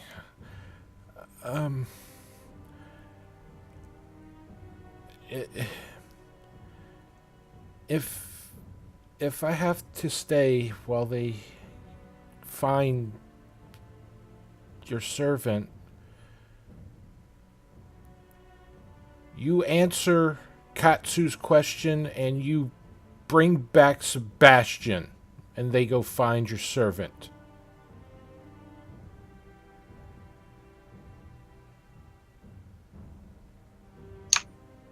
Newt, I appreciate the sentiment, but I can't agree with you staying here.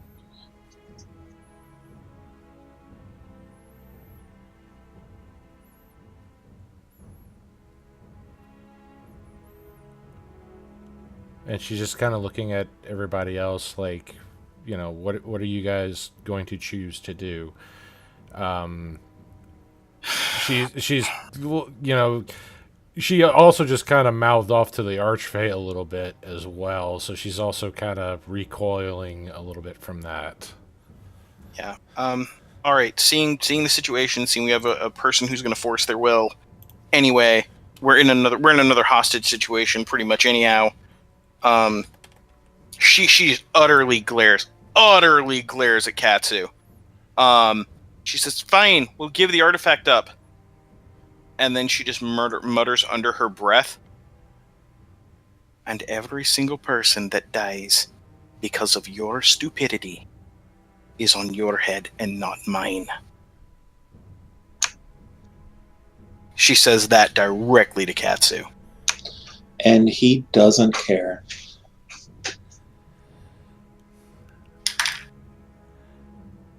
Fecking moron. She takes the artifact out and hands it to the captain. All eyes are on Billidan.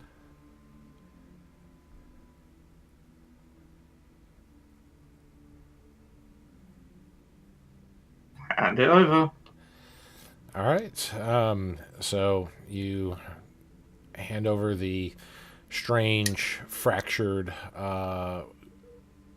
shaft of maybe a rod or a staff to this archfey, to this being. And he doesn't physically take it. It just kind of hovers in the air and hovers about a few inches over his palm as it just slowly kind of rotates on its own orbit. You should never have been here.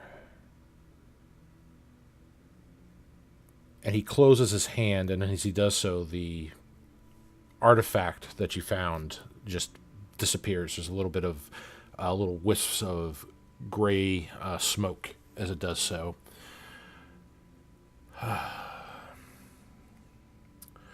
Well, seeing as how you fulfilled your part of the bargain, I believe you, and he points to Katsu, had a question? I did. I have a patron of no small amount of power, but his peers seem to be affecting the way life and death flow upon the material plane. What I need is either a way to fix this or a way to find out who is doing it and why.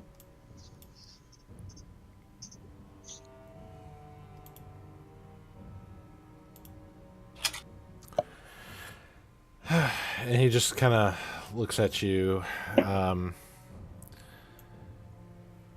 So,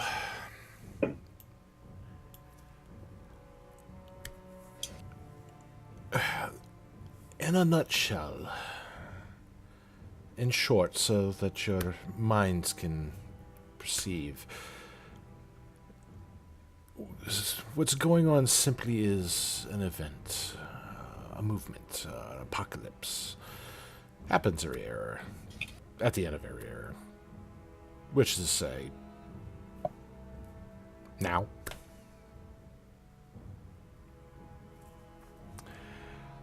It was the most unfortunate era.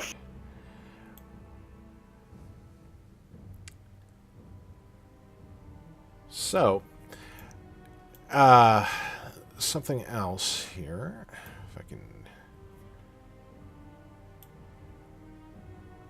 find the note on it because it is not loading in fantasy rounds.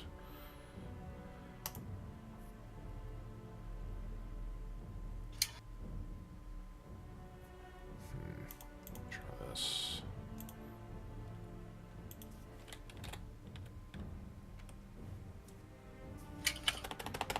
Okay, so that is definitely not being searched. All right.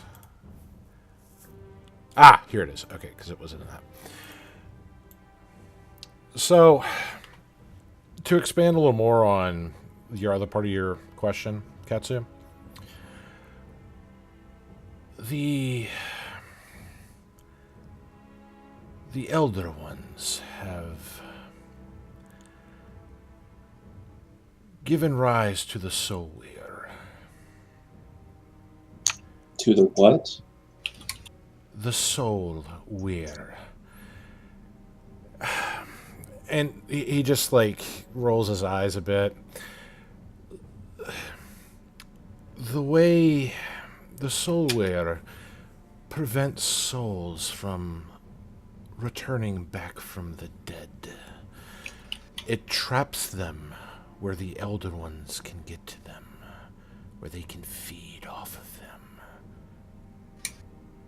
Their souls are devoured and utterly destroyed by them. It's really unfortunate, but I'm immortal, so what do I care? I have never heard of this and have no idea what you are talking about. Another curious response. Do you know a way to stop it?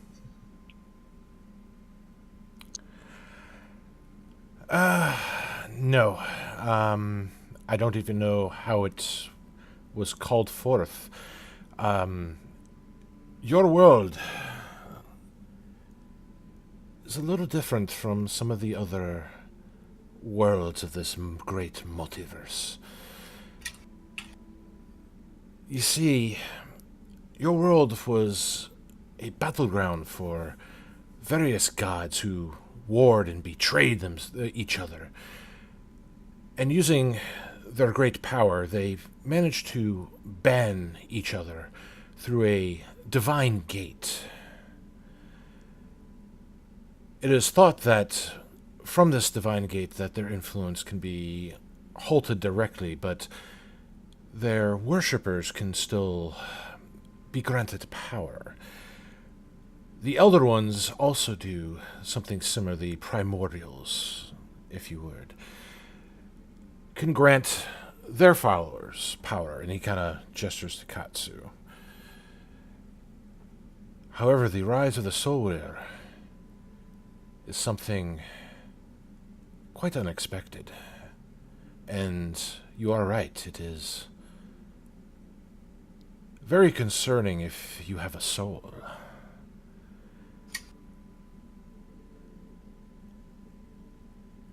What's interesting is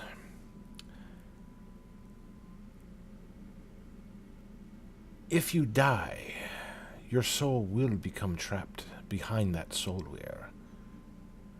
And eventually... You're using the term interesting weirdly there. Well, he doesn't have to worry about things like this, and it's interesting to him because mortals themselves and how fragile they are just interesting. But it could be interesting like a child with a magnifying glass to a bunch of ants. So, yes, if you die, your soul will become trapped behind the Soul Weir and eventually will be devoured by the Great Old Ones.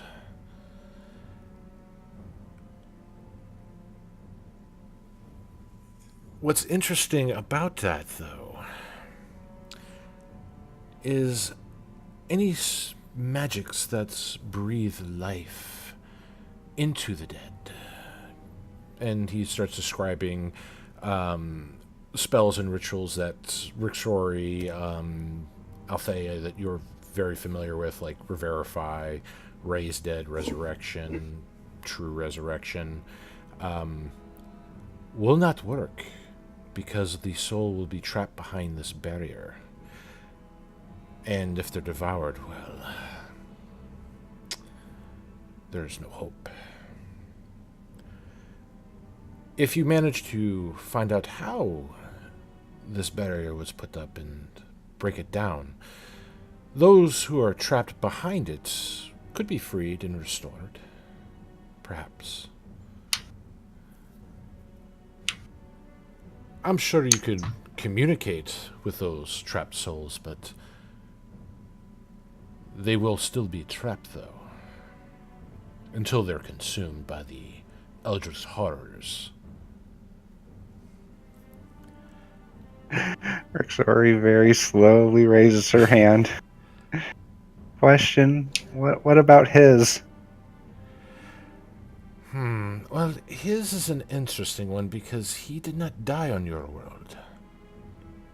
He was much like her and her. They're not from your world. Though if they do die on it, I suppose their fate would be the same. So are you able to bring him back?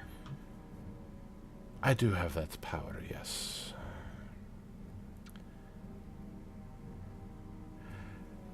Now, one thing you should know, that the soulware itself does have an interesting side effect. You see, anyone who was brought back from the dead before the barrier was risen will eventually die once more.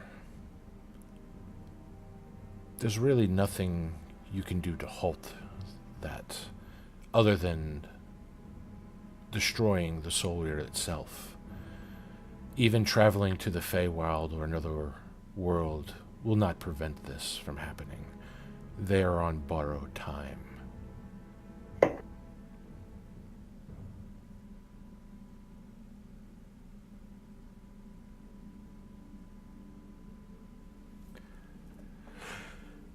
Now that your questions have been answered, now let me fulfill my other part of our agreements.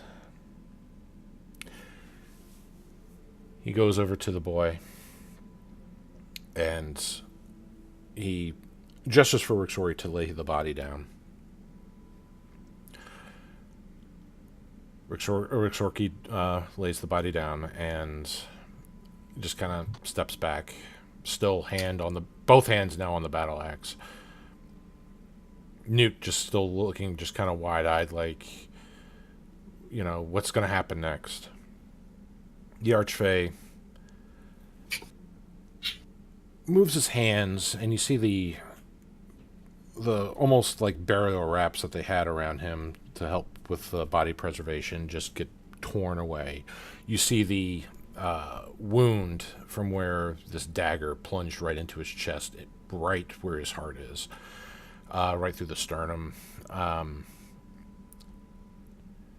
he looks down at the boy. All right. Let's bring you back. And this is where I get to roll randomly and see what happens. Swear to God, Dave, if it's a fucking husk, I am writing to the makers of D&D. It's a Feywild reincarnate table. Oh, it's reincarnate? Oh, gosh. Oh, fuck. Okay. Okay. Well, it could have been worse. He could have been a blink dog. Gosh, what did you roll? Is he a pixie? Well, Fantasy Ground says he's a centaur.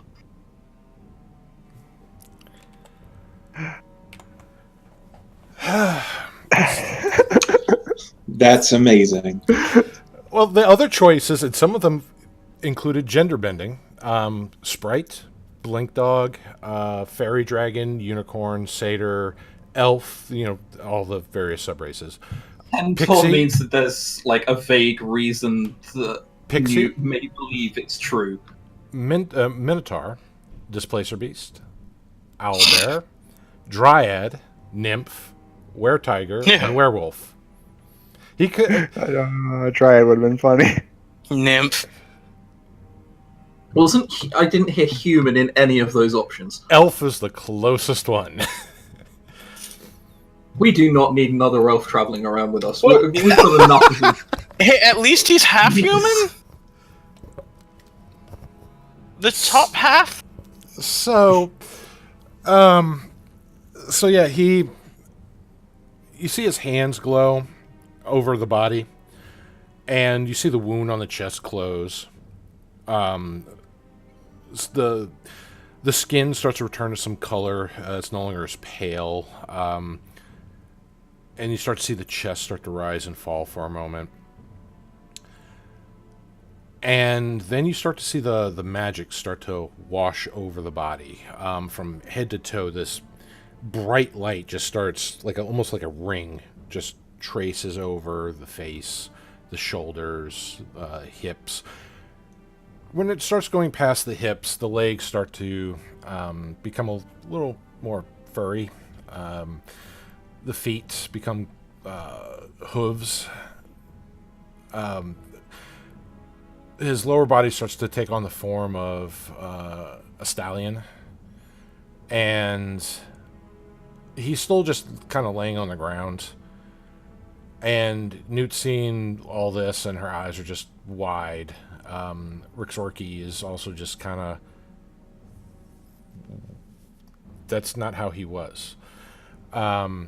He starts to wake up. His eyes start to flutter. And he kind of holds his head.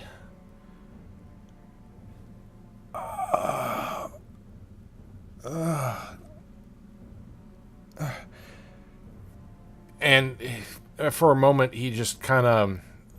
His head is, still spinning, but...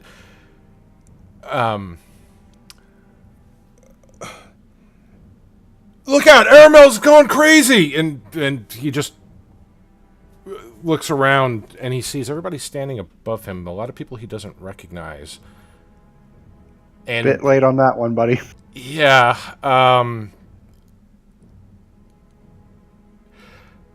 Newt rushes over to him before he can really say anything else, and she just plants a kiss just right on him. Just smack.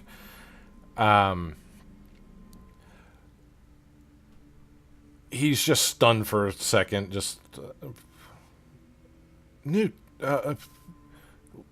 He's looking around. Where are we? But why am I on the? Who are these people? There's lots of explaining to do, none of which we could do now.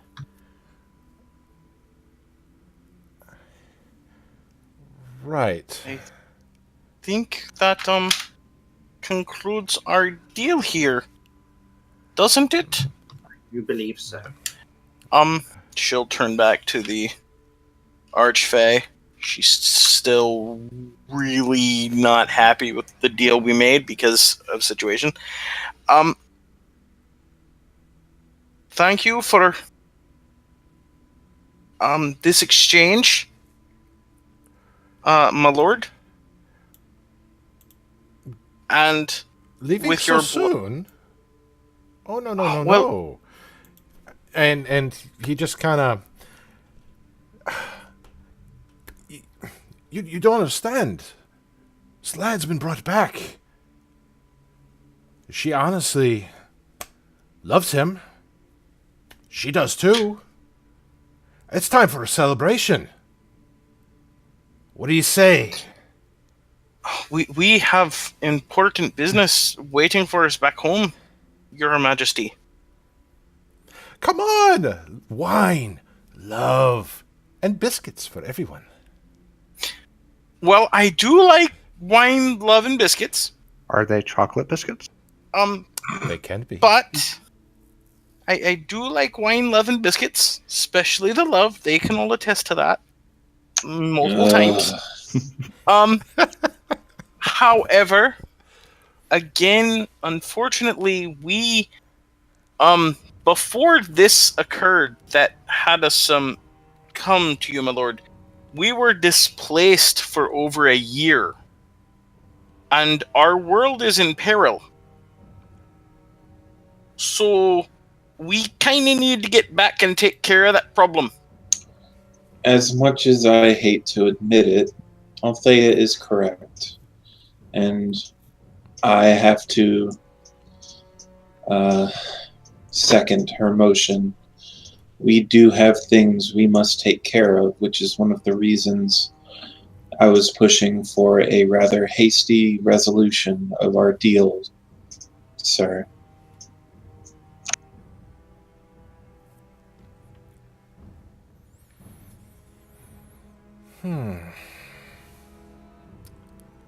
Well, it would be rude to offend our host. I seek no offense to our host. He's been incredibly gracious and his majesty is apparent. Again, agreed. But, we have problems back upon our world. Very, very bad ones. I am very, very aware of this.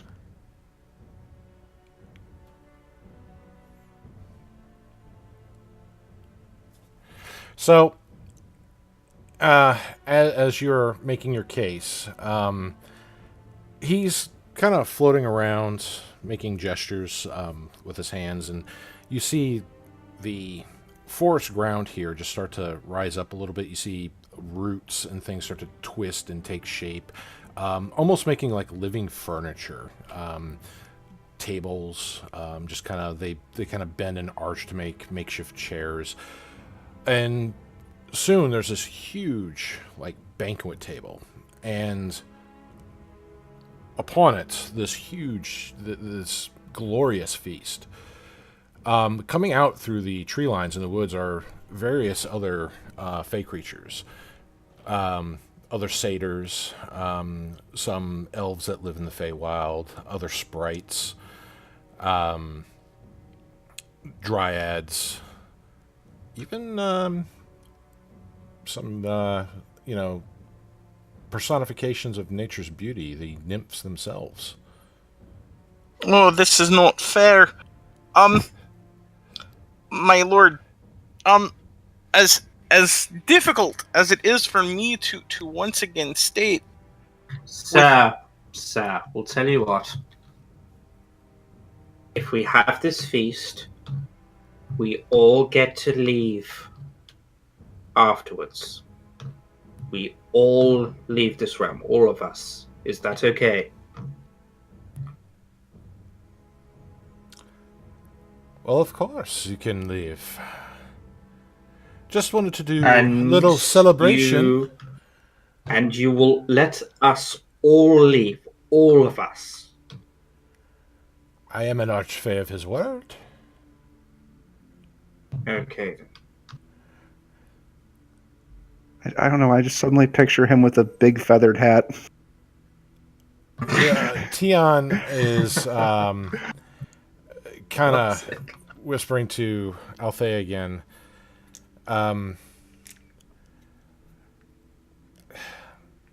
So,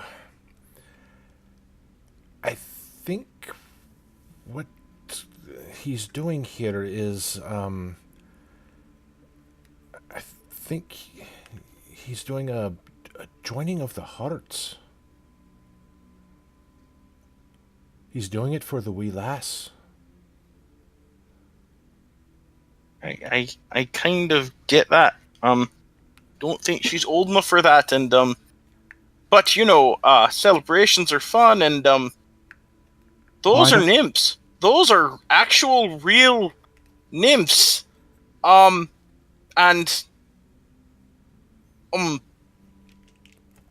this is really not fair. Althea is in hell right now. I can't look directly at them. I don't want to go blind. Oh, they don't have their blinding beauty up, but probably in the very near future, there's probably going to be tons of charm spells thrown about. Althea could go blind from multiple sources.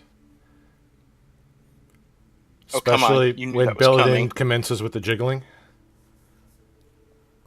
Paladin seeks, unfortunately, not much sex, so he's not wildly interested. Well, he can get a, shiatsu massage. No special endings, just the actual massage. Nothing wrong with that. Special ending. I dread to think how that differs from a happy ending. What all I It's can say is whatever ending you want it to be. all I can say is if we have to do a party, I've seen worse parties. And those are nymphs.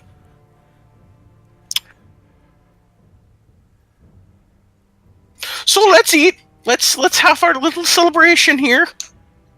Katsu turns towards Billidan. I've just met all of you, and I can't say I really trust any of you. But since Billidan is now my employer, as per our conversation previously, I will take his recommendation as the benefit of the doubt. Hey, don't worry, I don't want to be here particularly either, and I think he knows that. But he has guaranteed our exit after. He hasn't guaranteed a few other things, but I'm just going to choose to not worry about it. And Katsu, I know that you and I have totally not gotten along for the last day or so, but what happened when we first met? You were nice and polite, and then all of a sudden this happened. I tell you what, can we at least get some alcohol down our gullets before you guys start arguing again? It's It'll not make an it more argue. I'm bearable. curious as to what's eating him.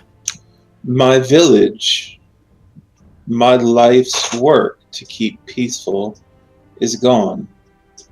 And my beloved, my powerful patron, has reached out to me with something that is beyond his own control. I am a little on edge, and I will remedy his situation And that's if it takes 1,000 lives. And that's no reason, I'm just saying, for you to have to be this confrontational with a person who had nothing to do with any of that, and who has repeatedly done whatever I could to protect everyone here. That's all I'm saying. I understand you're upset. I get that. I understand that, you've gotten the sucker punch of all sucker punches. I understand that too. But you've also got to understand that, you're going to catch more flies with honey than you will with vinegar. And with that being said, there's nymphs over there. I'll be back. Bye! I can catch more flies with bullshit than you could catch with honey. That's... What?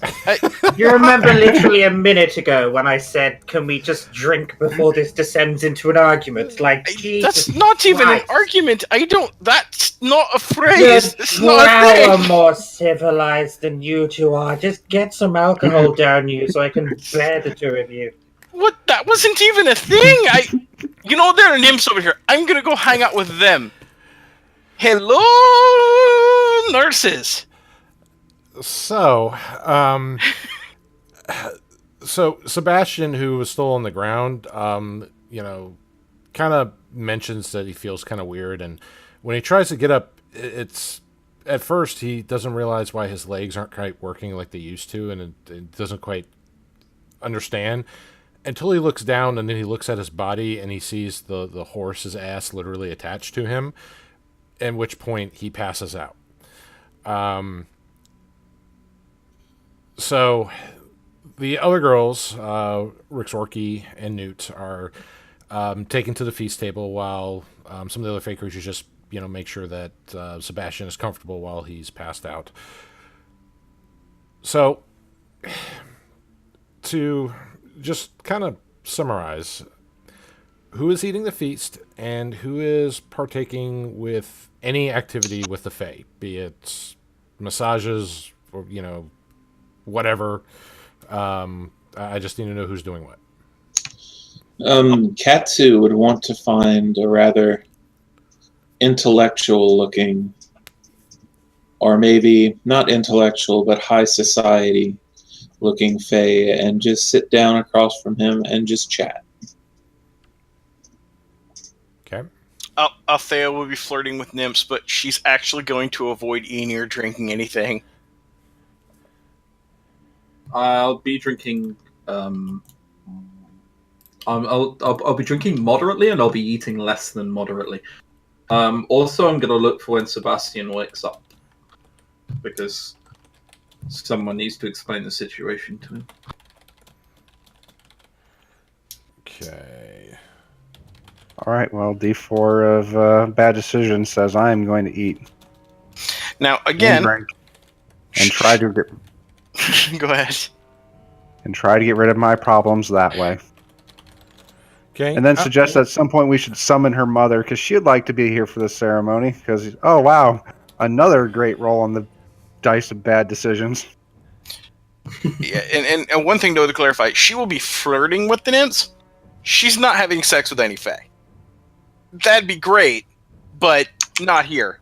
One, it's a wedding. No, it's Two, not really a wedding.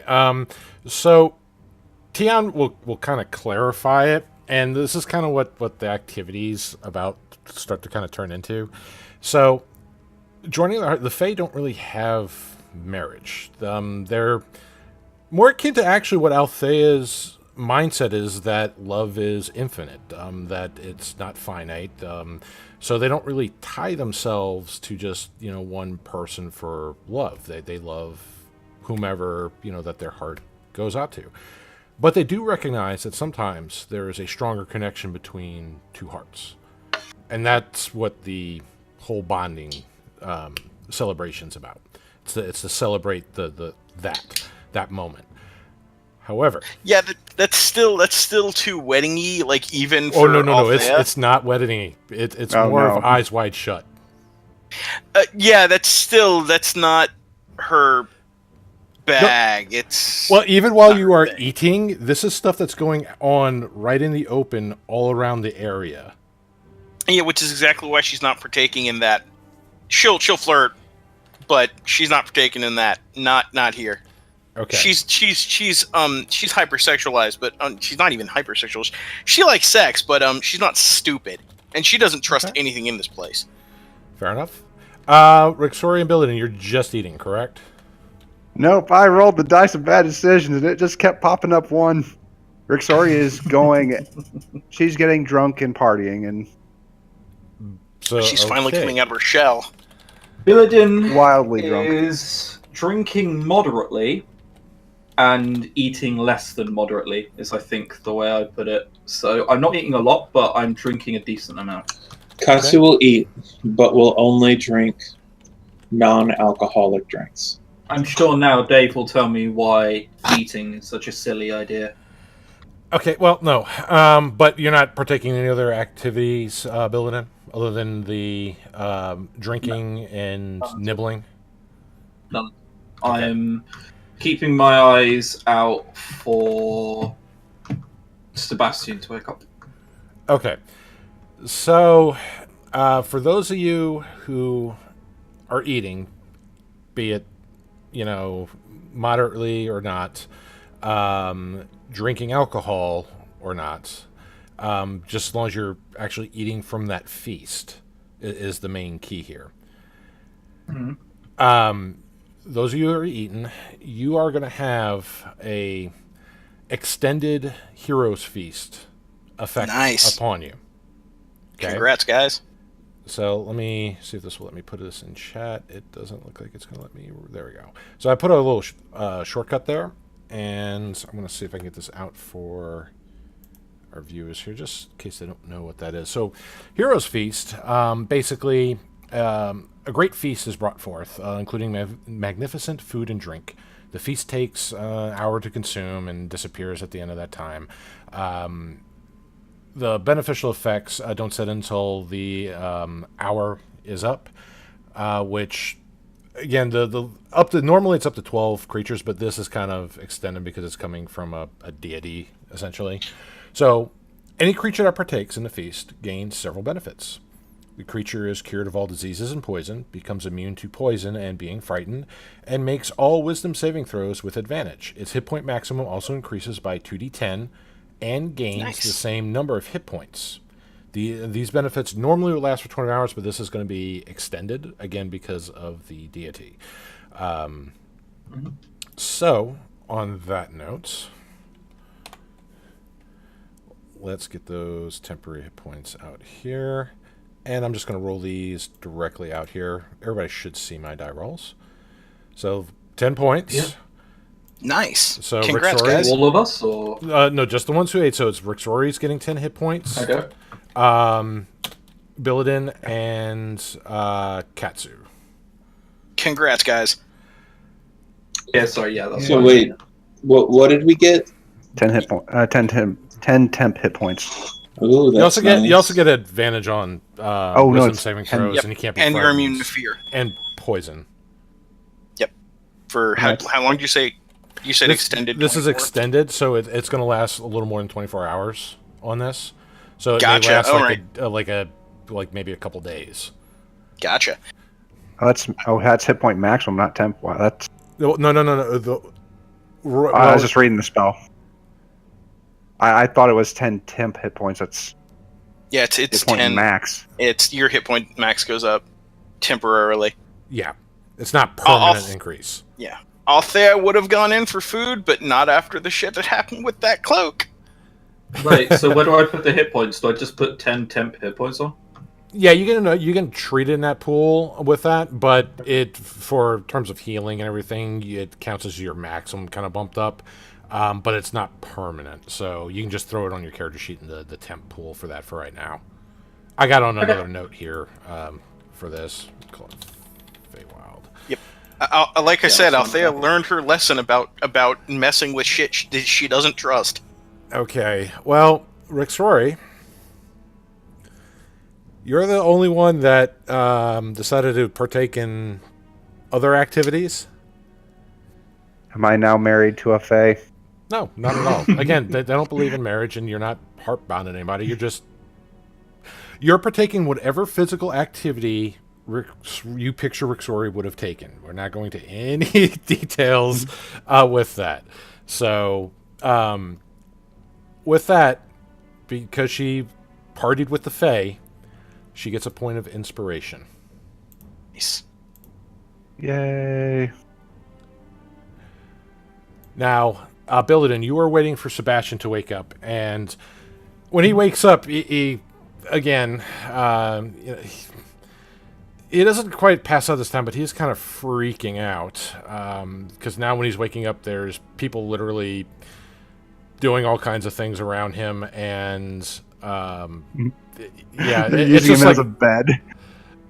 I don't know. I hope not. That's just like bad college days.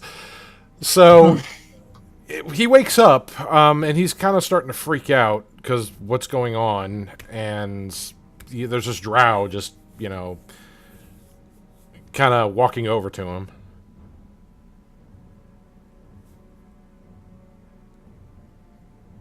What do you do? What did you want to do when he woke up? I'm explaining the situation to him because, as weird as this sounds, I don't think there's anyone who can reasonably explain it to him without panicking him. I know that sounds rich coming from Billadin the Enforcer.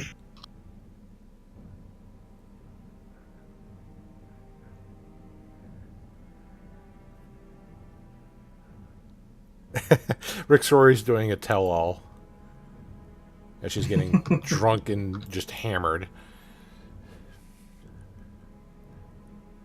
Yeah, all I do is explaining to Sebastian from our point of view what happened. Obviously, it's a long story. I'm not about to sit here and RP it all. I'll be here forever. Oh yeah, no, that's fine. Now this is something that if Althea decides to talk to Rixori about, we can have that kind of revisited, like, oh, don't you remember this? But after several hours, so basically,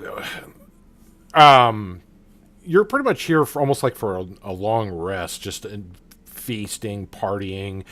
Archfey just seems like a gracious host during the whole party. I mean, he doesn't really bother any of you. He more or less just kind of enjoys his subjects having a good time. He's treating this as a celebration. Once the feast is over, once the celebration, quote unquote, is done, even though that technically wasn't a proper celebration with Sebastian being passed out and everything, the rest of the Fae start to retreat back into the woods, and Rixori gets a few winks and stuff shot at her way, but she may be too drunk to even realize it. Passed out on a table. Yeah. Althea also gets like the same kind of wink, wink, nudge, nudge, kind of motions from various fake creatures. Tion's there. Tion was trying to get Althea to, kind of join in, but Althea just did, had a bad experience. Yeah, not after that cloak. Screw that. Yeah. She had a bad time. She had a bad time. Well, Vivi's back over there. Sebastian's up. The other girls come wandering back from outside the tree line. And the archfey is, well,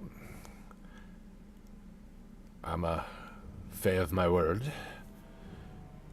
And the same tree that you came from, that you entered from, you see that similar violet portal open up.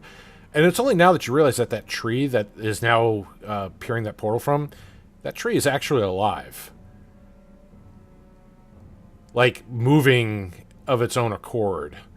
Which, you have a feeling that maybe some of these other trees could also do this as well.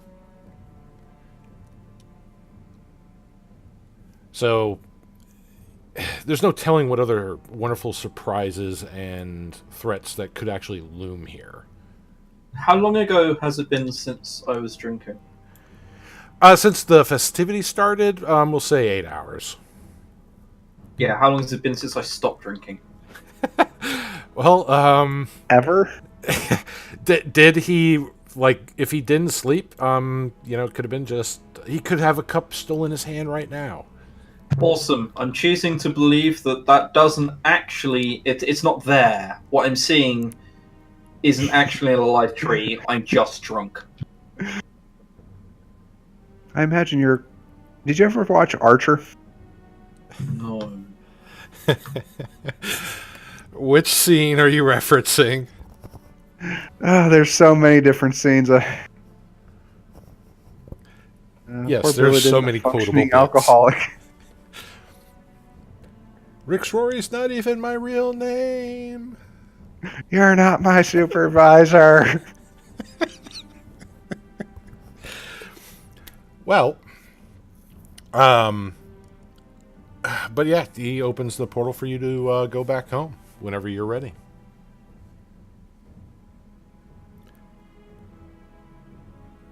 All right. Althea steps through. She does not want to be here. All right.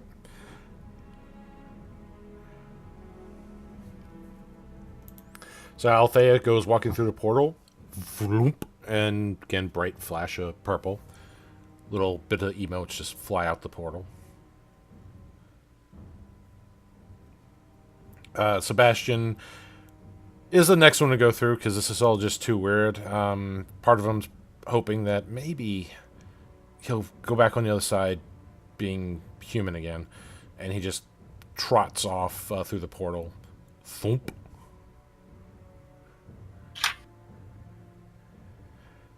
Vivi sighs, realizing she's got to go back now.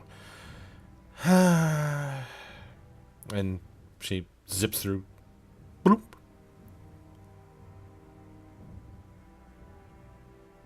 Tion is the next to go through. Floop. The two girls, Newt and Rixorki, also go through. Thump, thump. Okay, I'll go through now. All right. Billidan takes that last sip and then walks through the portal. Thump. Katsu will bow to the Fey noble he was drinking with and say, I hope we get to speak sometime soon once more. It was enjoyable. And then leave. Okay. Thump. And the archfey just taps Rixori on her shoulder. Time to go, young one. Okay. We need to do this again. And then she'll try to get up to her feet. She just drunkenly, the little walk of shame to the portal. Kind of going left, kind of going right. The tree tries to compensate and tries to help aim the portal for her. Half her stuff in one hand, clutching onto the glaive, and then falls through face first. Thump, clank. And the Dryad's on the other side. Now, let's see. Now, there's two things that go on here. Now, I do have to see what this actually classifies him as, because I don't think he has that.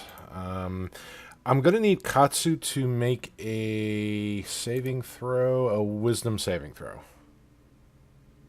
Which you get advantage on because of your Yes. beast. Oh boy.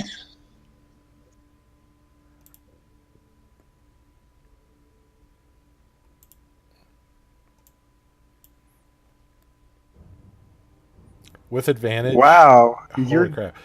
Your dice rolls are just as... No. Okay, so, Katsu, when you go step through the portal,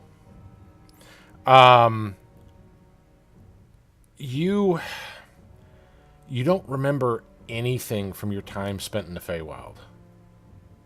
As far as you're concerned, it's like you never really went to the Feywild. Your memories are intact, but they're hazy. Like, you don't know, like, anything that happened beyond the portal. You pretty much lost your memory of your time in the Feywild. And no, he doesn't. No, wait, what happened? You lost your memory of being in the Feywild. Even the information I got? Yep.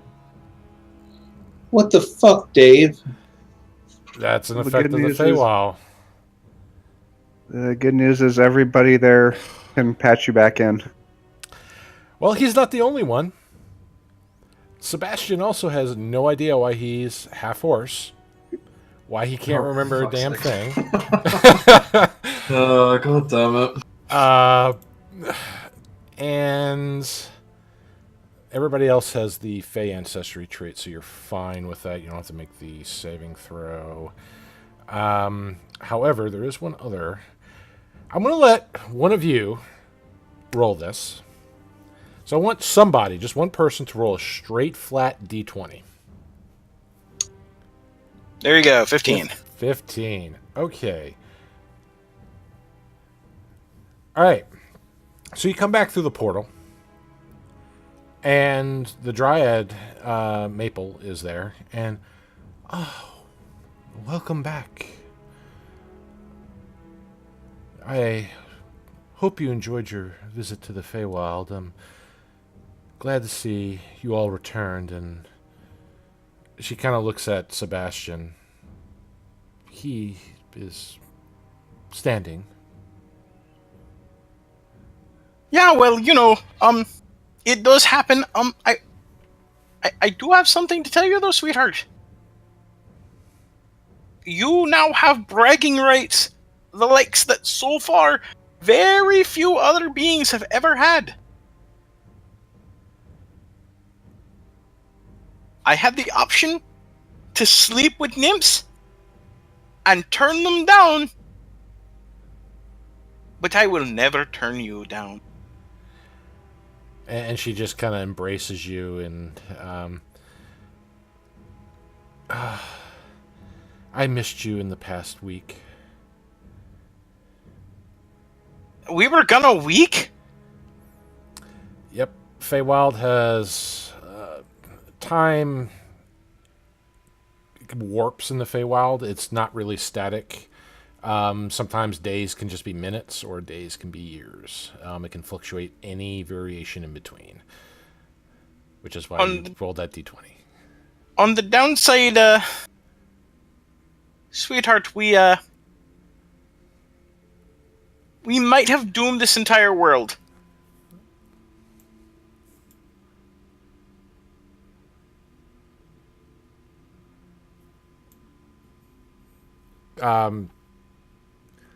I don't follow. We had a magical artifact with us. One of our members decided that the only option we had was to give it over, rather than return a Feywild Master's minion. So, Do you not remember what happened? He destroyed it. No. As far as we know, he destroyed it.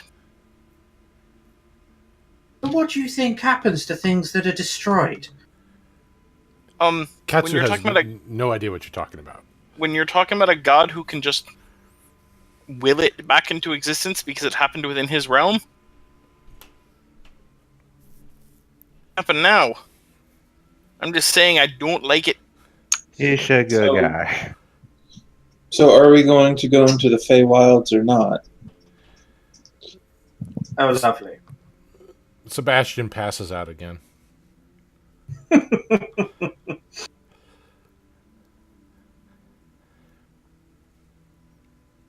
Newton and Frixori this time kind of go over there and try to wake him up, but yeah, Katsu's like, "Come on, let's go to Feywild, guys."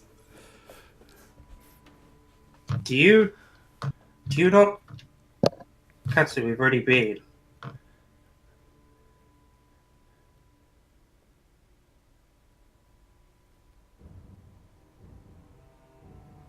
Like, just now. Nothing? We're about to go into the Feywilds to he looks at Sebastian. Who here knows the most about Arcana? The last time you saw Sebastian, Katsu, he was dead, and now he's a passed out half horse.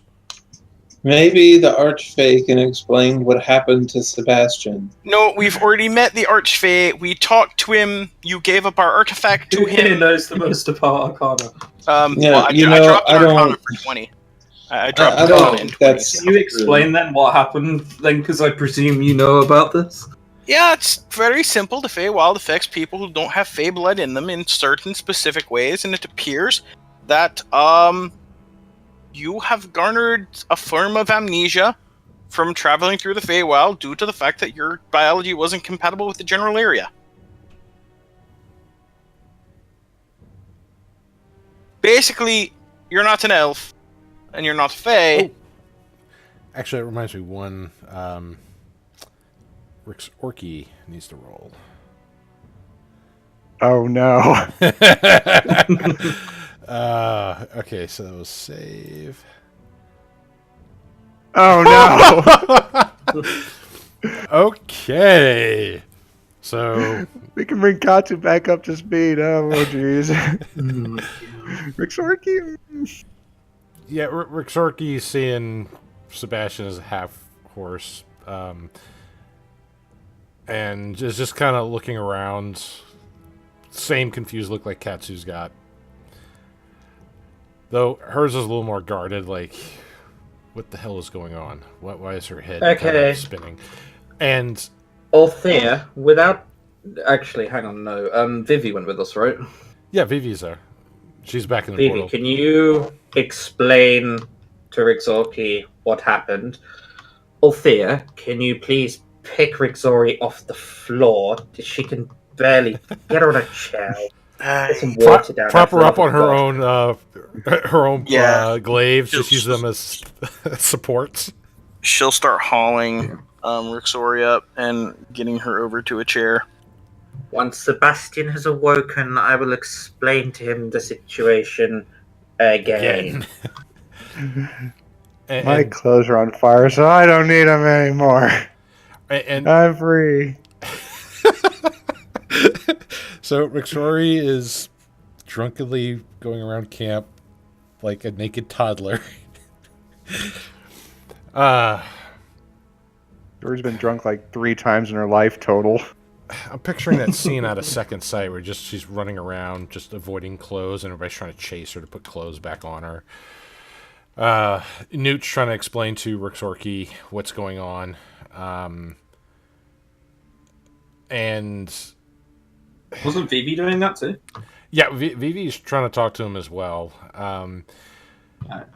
So the Dryad's just kind of looking over everything here, and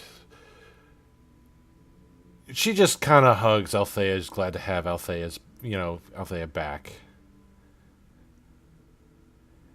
It's glad to be back. I ain't never going to that place again. Sure, it looked fun, but, no. I can't believe the rest of you ate in there. We ate? I mean, we went? Yes, we He went. promised us passage out. At that point, he was hardly going to drag us, just to then give us back like a few hours later. Admittedly, he didn't say when. He did just say after, and it could have been an intent. Look, it was fine, okay? We turned out fine.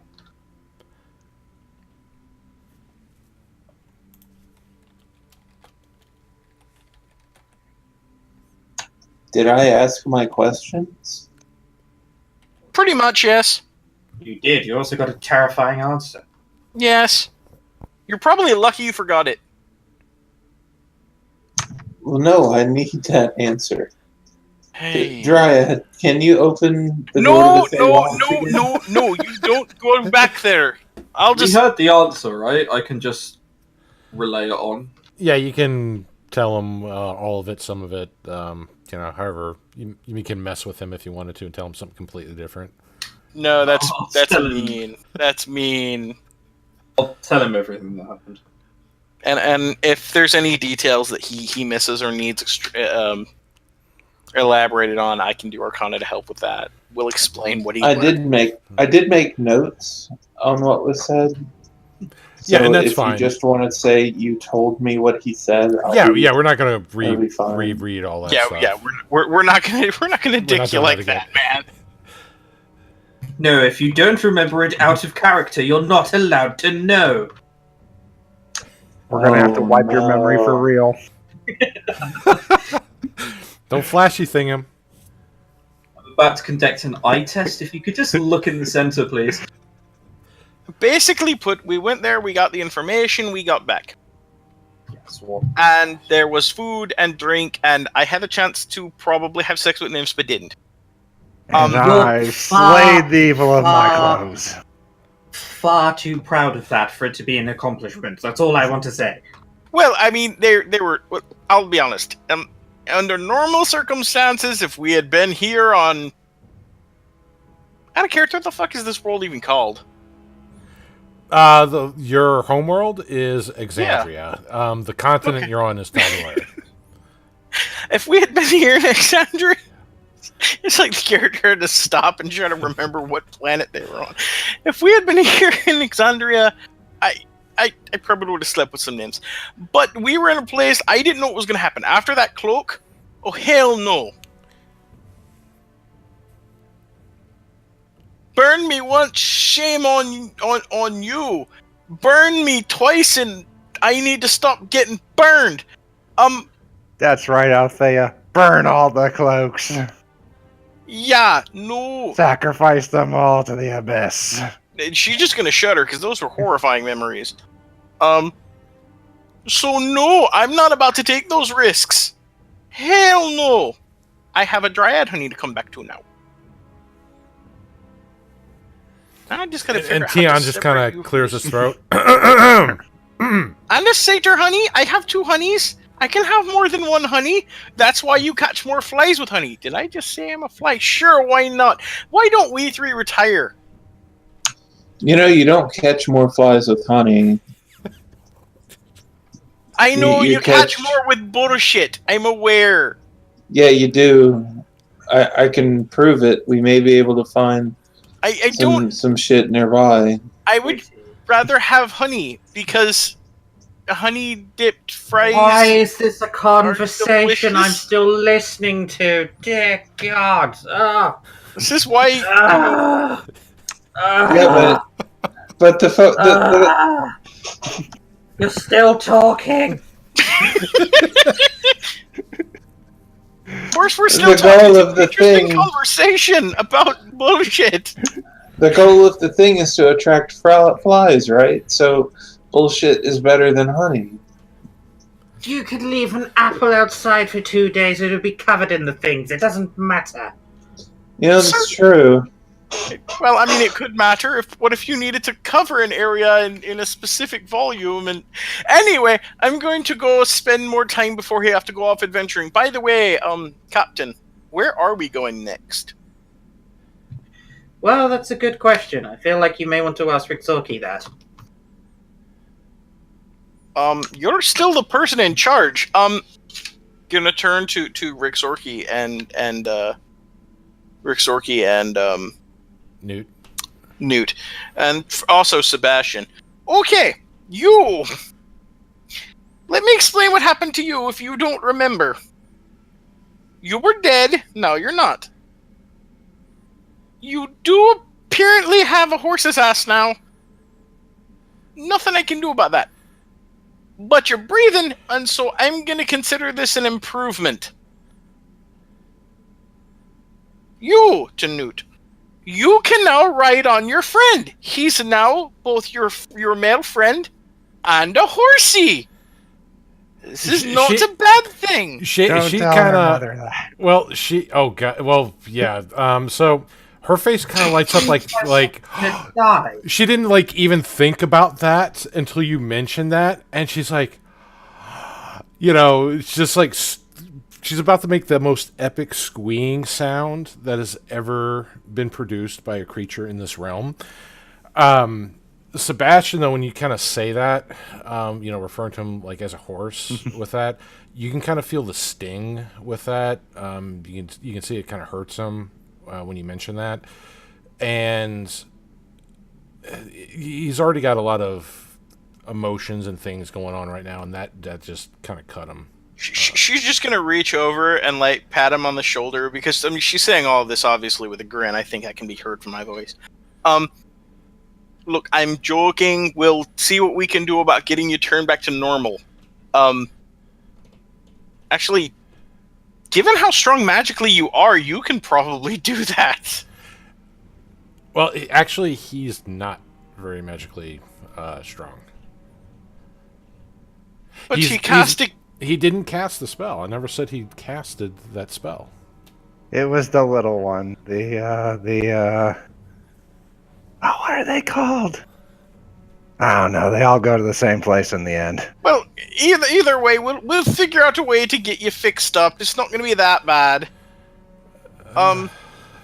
She's gonna kill me. Well, I hope not. Wait, who? The queen.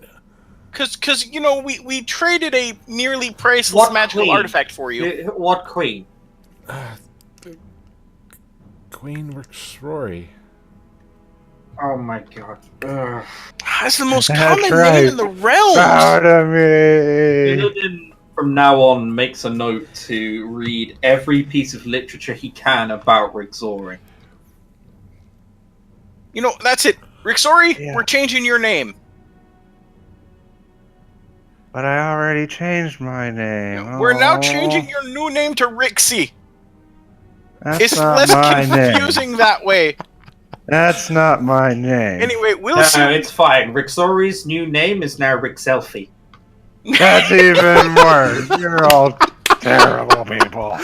Okay, no, that works. I think all those in favor in the company, who is in favor of changing your name? Wait a minute, you're just her master. Can't you just do that officially? So yeah, it is Rixelfie. I think you don't know how employment law works, but it's not like that. There are laws?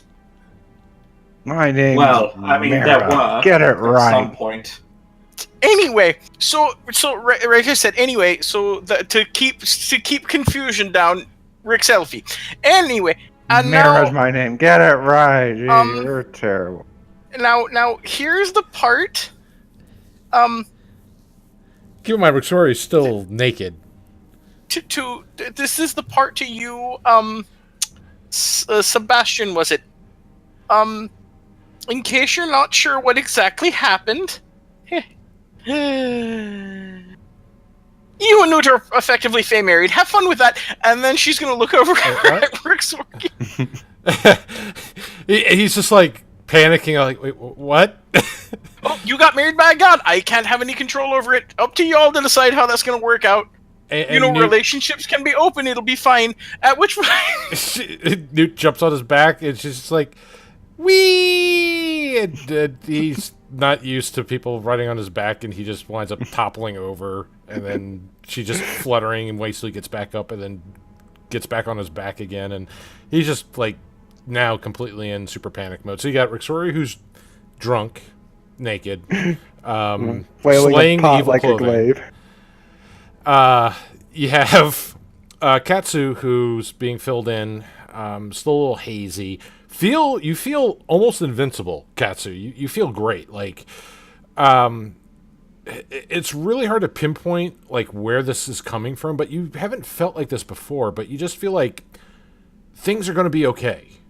And I'm just kind of, the after effect of the hero's feast, kind of rolling over you with that, which is you're still being affected by.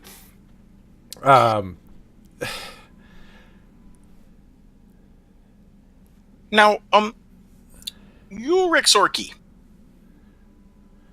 we do need to talk.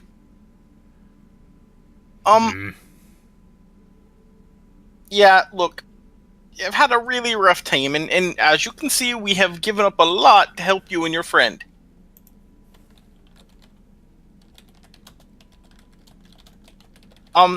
So, I'm thinking that, for now, at least while you're here, until we can find a way to get you back home, I think you're gonna just have to, work with us a bit here. You can't be so standoffish. Mm-hmm. And that also means you see the dark guy over there? The captain. He's the guy in charge, because this is his company. That's how this has to work. I think, that's fair, don't you? And in return, we're going to try to do everything we can to get you three home. But we can't do this if we're at each other's throats and if we're breaking the chain of command. That's right. Or her mother's gonna kill me. So she's just kind of drumming her nail over the very sharp edge of her axe. Newt will be safe. I protect Newt. I protect Sebastian. I'm all for that. But we still have to have the chain of command. I'm certain you understand that. We're not going to do anything. And we just gave up a priceless artifact to save that one's life. She gestures to Sebastian. And the wee one we protected until you could get here. So don't you think you at least owe us a little bit here? We're not asking you to, abandon your duties or nothing like that. Just follow the chain of command so that we can operate properly. McSorky, my dear, please. She she tells you that, duty? She's family. And we're not going to ask you to hurt your family. We're all sisters here. And I'm going to let Katsu break in there because he kind of got cut off. Go ahead, Katsu. Of the he's a charisma character, so he's good at talking to people. So Katsu will just move in front of Rixorki and just kind of stare at her. It's like, we're concerned about Newt's safety too. We know we just met, but frankly, we'd be turning our own abilities towards Newt's enemies at this point. We've already proven ourselves by giving a great item to an archdemon to raise her beloved. An archfey. And he's got a hell of a party. Well, won't you give us the benefit of the doubt for some time and lend your axe to our endeavors as well, as long as they don't contradict what you're trying to do as well. We only wish to be friends and work together. Fine.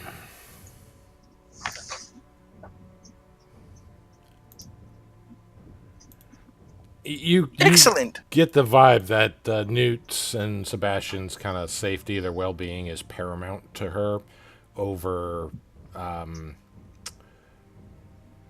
anything else. So as long as that's kind of respected, you feel like you're not going to have too much trouble from her.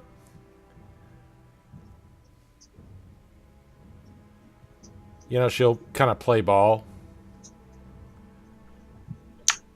Well, and if I haven't introduced myself as of yet, I'm Katsu. I was once the arbitrator of a village, seeking out the best outcomes so people could retain peace. I've joined with them to help, since I don't have much left either. And I'd like to become your friend and hopefully protect the small amount that you still have as well.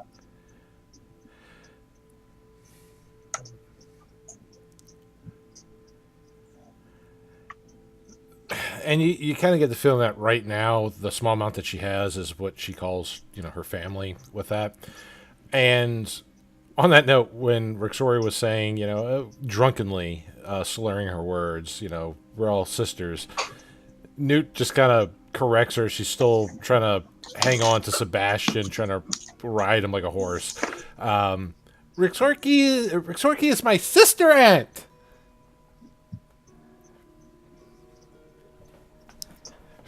Well, that's not uncommon in royal families. It's okay. Sebastian just kind of shouts, "Don't try to even figure it out. You'll hurt your brain." Hey, again, I've seen royals before. It's understandable. Not like this. I'm picking up what you're putting down.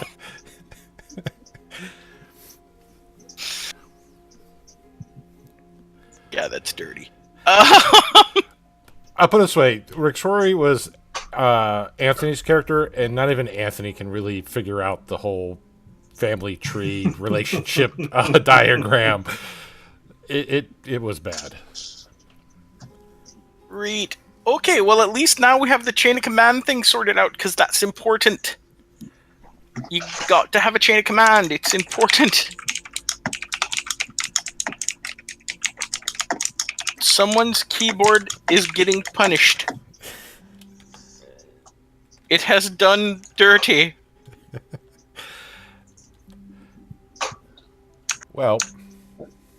sorry, Fantasy Grounds did the thing again where it keeps my Discord push to talk It's okay. open. It's fine.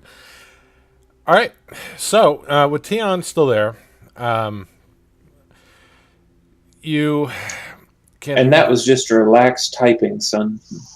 You haven't even heard me punish my keyboard yet. I haven't heard you start ranting on a forum. Damn. I've done that. My keyboard still bears the scratches.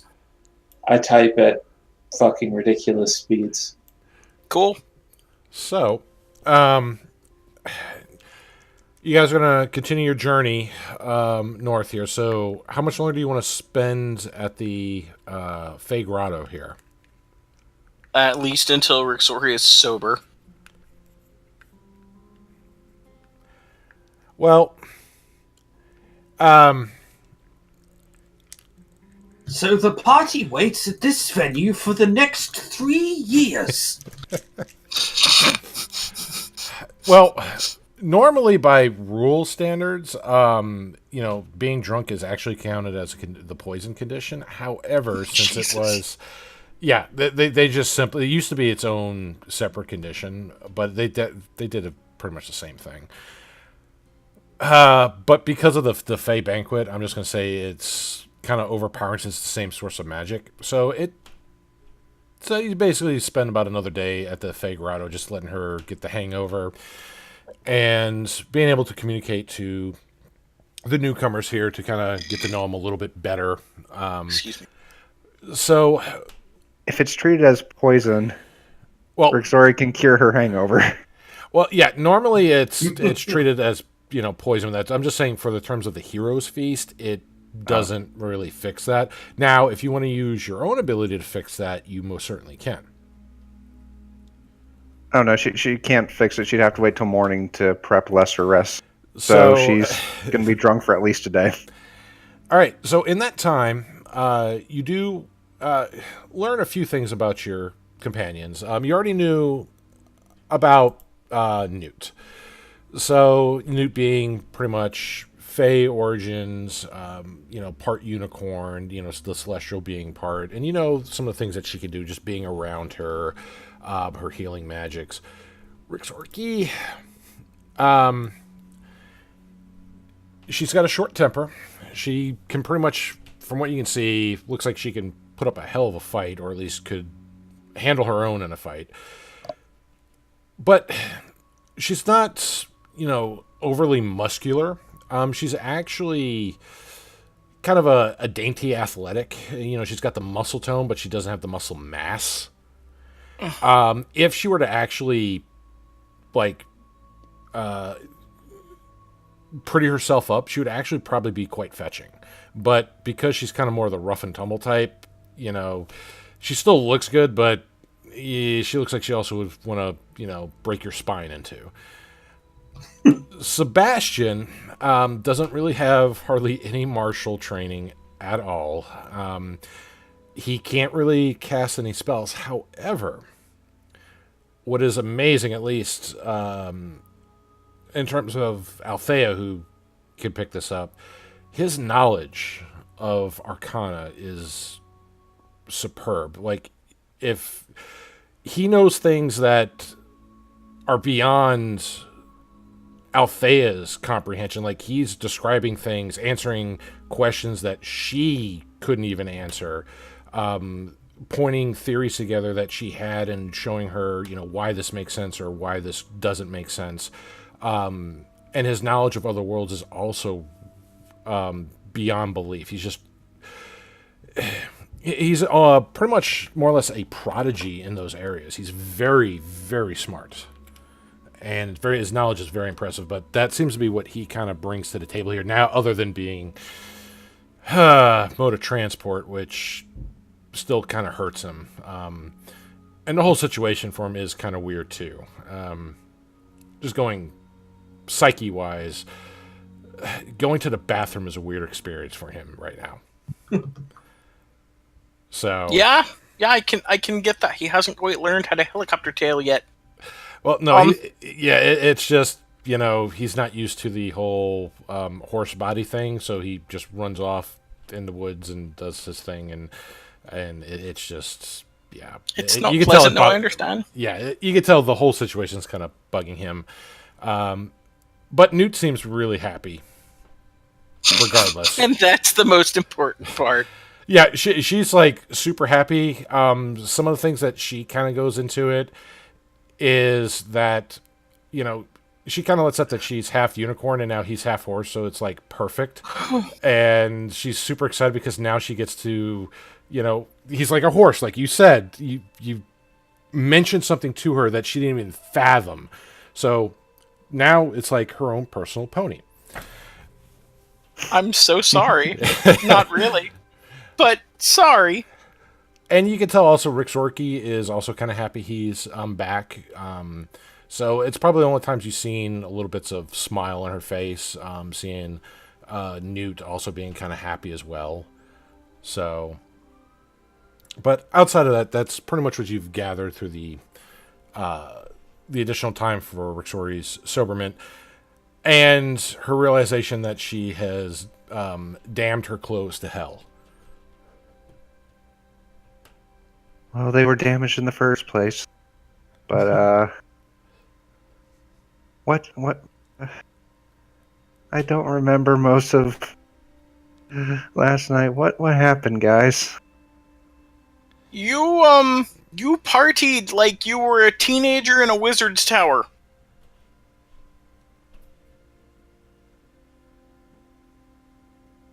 Huh. And you did some interesting things with your glaive. A couple of those interesting things I think that Maple and I need to learn. Wait, which glaive? Find the one that's sticky. Okay. They both are. Exactly, that's the point. Anyway, so Did I say anything? I didn't say anything, did I? You told me everything. One moment while I ponder my life. Oh, hi there, group. I'll take things I didn't need to hear for 200, please. yes, indeed. So, with Rick Story now questioning her life choices, Tion agrees to help kind of lead you through the forest, kind of take some back trails to safely get you back to civilization.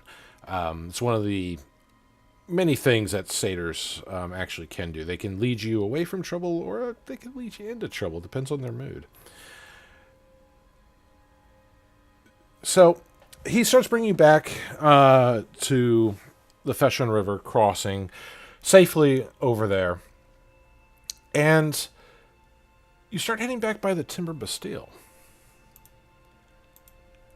And when you go there, it has changed quite a bit. It doesn't look hardly anything like you remembered it. In fact, it looks surprisingly much better. I do have a picture here I'm trying to pull up for you guys. Is it bustling? Oh, it's a lot bigger. It's got better fortifications. And Are there lots of people? there are. Where is...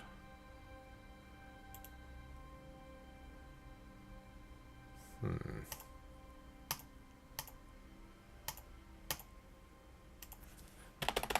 try searching for it here.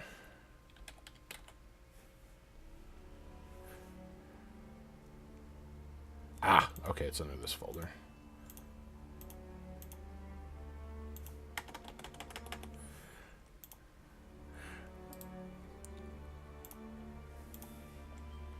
Okay, and there should be an image loading here. I'm just making sure that our viewers can also see this.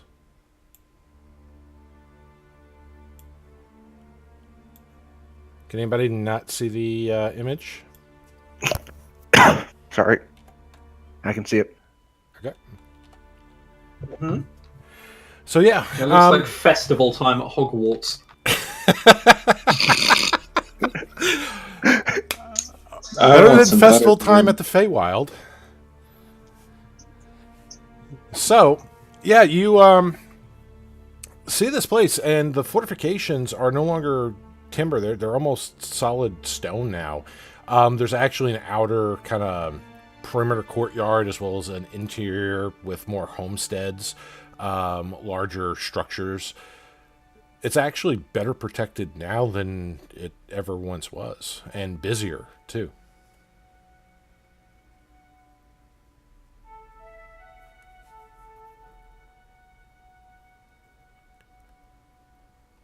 Interesting.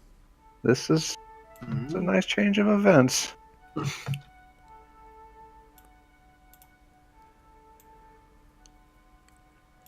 I guess I got worried for nothing. Oh, the day isn't over yet. Let's go see exactly what in the hell is going on here. Yeah, we should probably go tell the guards we're back. I don't think the guards will remember who we are at this point. Oh, come on, Master. We were only No. not here. Nobody can forget you. You know, Brixori, I'm fine with none of the local police remembering who I am. Well, funny you should bring that up. One of the God. very first Swear to things God. as you approach, one of the first things you notice, the guard that are stationed by the outer perimeter wall, they're not guard for the Verdant Expanse. They're not the Verdant Guard, which were the ones that were actually stationed at the Timber Bastille previously. These almost are akin to mercenaries or private military. They have their own uniforms and emblems, which is blazed with looks like a vertical sword, like a single short sword, around a almost similar to a maple leaf.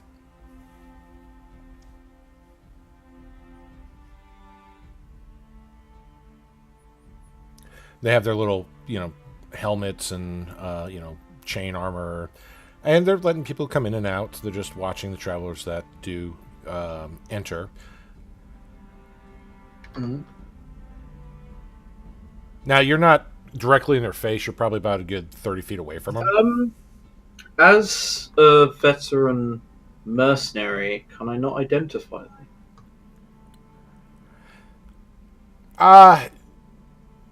It's part of the background for mercenary veteran.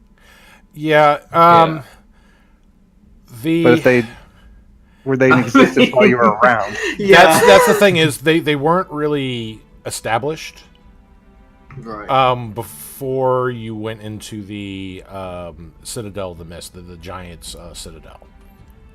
So They I were don't established know. post that. But I can say that maybe you can talk to them using that background to pull up information safely. Okay, can I do that then? Sure can. So, this group here is... it is a private military fort. It's a private security for this... for this fortification here. They're known as the Swords. So they're basically just the guard for this fortification. They're not, put in any other cities or anything of that nature. They're just here, and they have no idea who you are. They just know you're That's a some good mercenary that's kind of talking around, and they have no malice towards you. So Okay. Master, I they don't know will- who you are. That's the greatest. they don't even red care that thing. you're a drow. That worries me more than it should. I was gonna say that caused a moment of silence there. Yeah. I'm not sure I like that. I don't know, Billidan's used to being discriminated against everywhere he is. Walking through the town and everyone's fine with this is terrifying. How do I instill fear in the masses if not through being a drow? Use Katsu. Okay. Alright, well I'll relay the rest of that onto the party. Oh, they're here. Where's the military?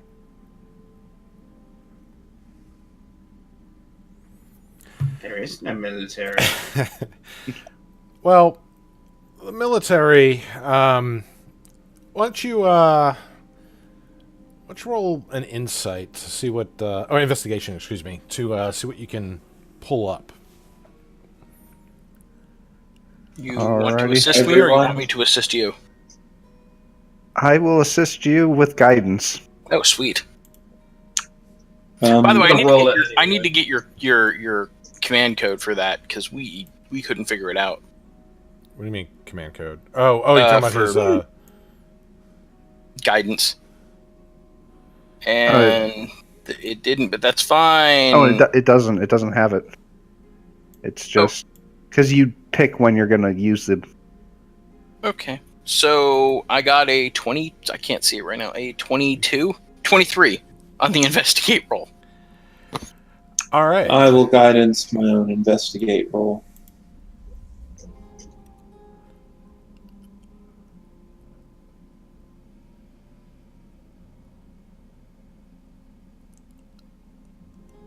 Nice.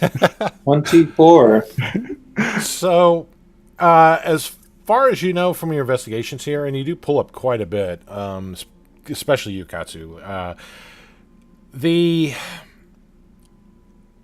this place doesn't use the Singorn military or the Verdant Expanse. They didn't prove reliable enough for the needs of this outpost.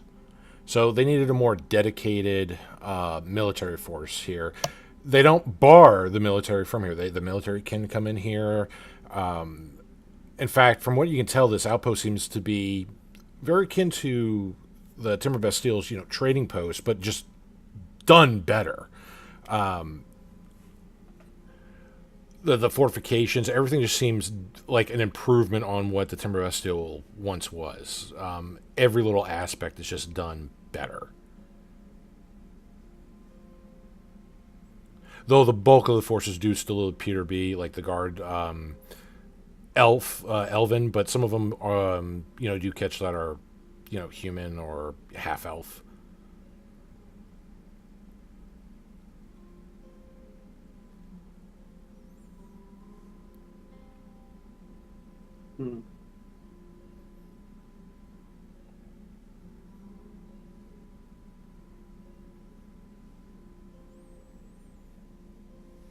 Is there any way I can ask someone what the year is? I presume I knew what the year was beforehand. Yeah, because that's when the Jalessa, the druid, talked to you about. She'd let you know how long it's been since you went into the Citadel. That's how you knew it was 13 months. Okay. So now it's technically 13 months and a little over a week. Mm.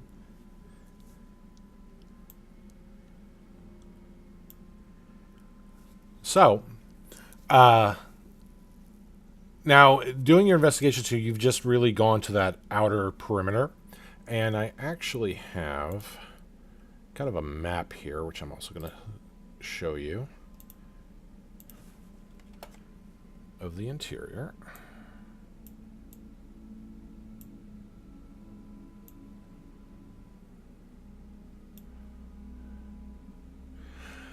So, the numbers are mostly for me, but if you hover over them, you can kind of see some little things with that. So you're basically by the market stalls is where you've been gathering your information. That's number 4 on there. Now, of course, you guys are getting all the looks, not because of Billidan for a change, but mainly because of your traveling companions, most notably Sebastian. I get it because I'm a half elf. I see how it is. It's because you have, it's like half elf can have any relationship she wants with her glaives and not be judged. Exactly. All these elves and their judging eyes. Even though, there's a bunch of not elves and they're judging eyes too. So, let's see here. Well, are you still trying to gather information? All you've done is really ask about the mercenary group and the military presence, or lack thereof. Is there really no cemetery here? No. That's unusual to me. Is there a temple? No, there is no temple. No cemetery, no temple. I don't like this place. Sorry, we'll try to gather some information on the state of affairs for Singorn and a more up-to-date picture of how the war with the orcs is going. Okay. I'll tail Rixori while she's trying to do this. All right. So, Rixori, you and Billidan went up going to the main kind of hub of this place, the nucleus, as it were, the Wild Leaf Inn. Now, does anybody else try to go with them? I'll tail. I'll follow along. Okay. Yeah, I'll say we'll go along. So, Sebastian and the others try to go with you, but Sebastian's kind of stopped by the door. They're like, "No, you don't go in. You can go to the stables. We don't want animals inside of the establishment." Oh, wait a minute now. That's when Althea's going to step up. Hold on just a darn tootin' minute there. Look, that's impolite. That's incredibly rude. So is having an animal next to people trying to eat and have a good time. He's not an animal. He's And a centaur. he looks at you, and he points to Sebastian's lower half. Horse. And what is the race of the person saying this? This would be a human. She's gonna point to his ears and go, monkey, and point to his hands, ape, and then she's gonna kind of put up the arms gesture.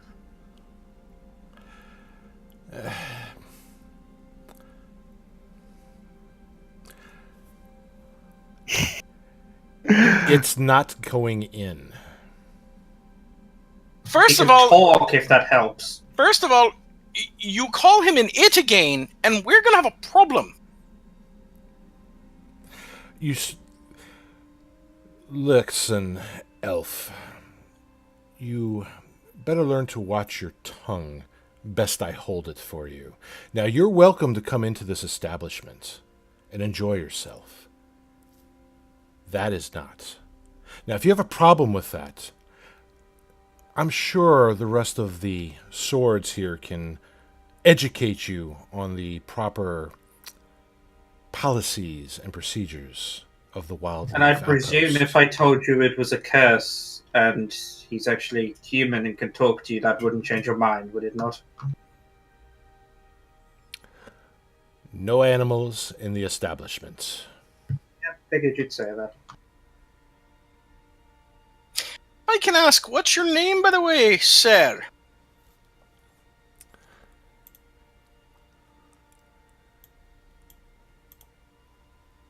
And hang on.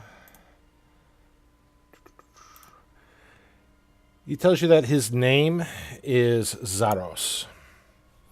Hey, Zaros. Don't leave town.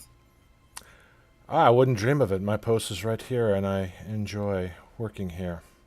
Oh, that's totally fine. Now, since, you want to talk about getting physical, when I get off my shift, I'll come pay you a visit, and we can get physical all you want.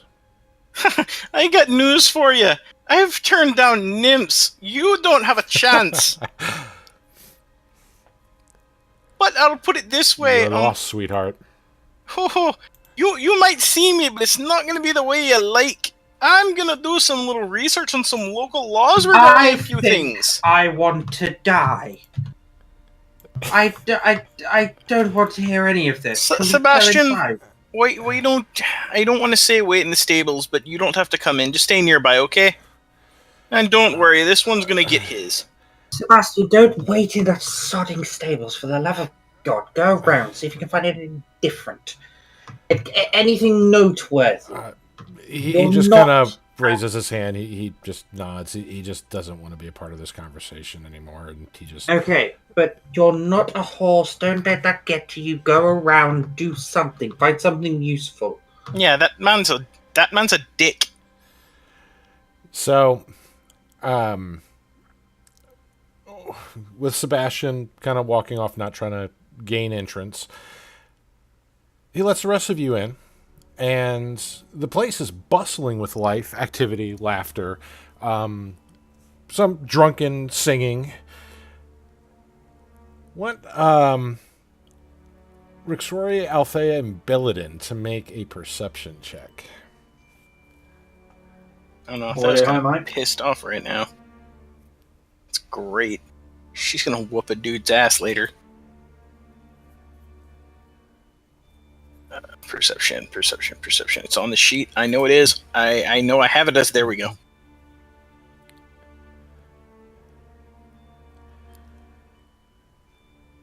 So, as you walk in and you take in all these sights moving in, and there is a specific reason why Katsu didn't roll this. You catch a glimpse of a figure moving through the crowd, talking to various baristas and some of the musical entertainments. You kind of do a double take for a moment, and you kind of confirm with each other, like, did you just see... you see that person there? Talking to the baristas, giving them orders. You see a familiar face. You see... Is it my half-elf? You see Lunaris.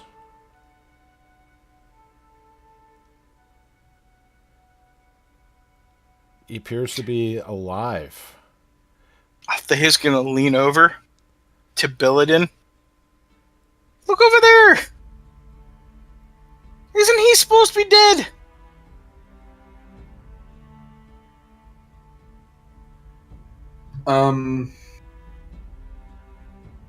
I barely remember who that dude is. Who's Lunaris? Ow! Ouch. Remind me. Ow! Ow! Katsu's a former character. Right. Okay, that was his name. I couldn't remember. I just know one of these characters is Onion. I don't know. Okay. Damn! I love you too. Damn! Yo, man, even like my characters look shit. I just... Touche. Dude. It kind of bothers me a bit that we don't hang out in between games, dude.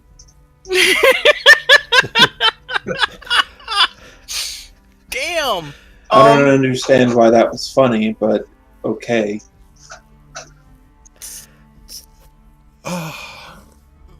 It was hella shitty funny. That's all I'm gonna say. That Tenarium didn't remember your previous character. That... No, I get that, but that doesn't really have anything to do with what I said after that. Yeah, my excuse is that, like, I am fucking busy all the time. I'm supposed to hang out with Chief, and yeah, I don't... When was the last time we played Chief? Like a month ago? Like, longer than that? 2 months?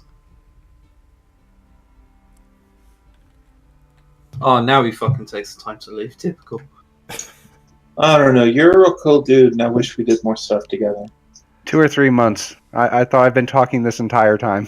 No. Oh, no, you have not. Well, you may have, but we haven't heard a word.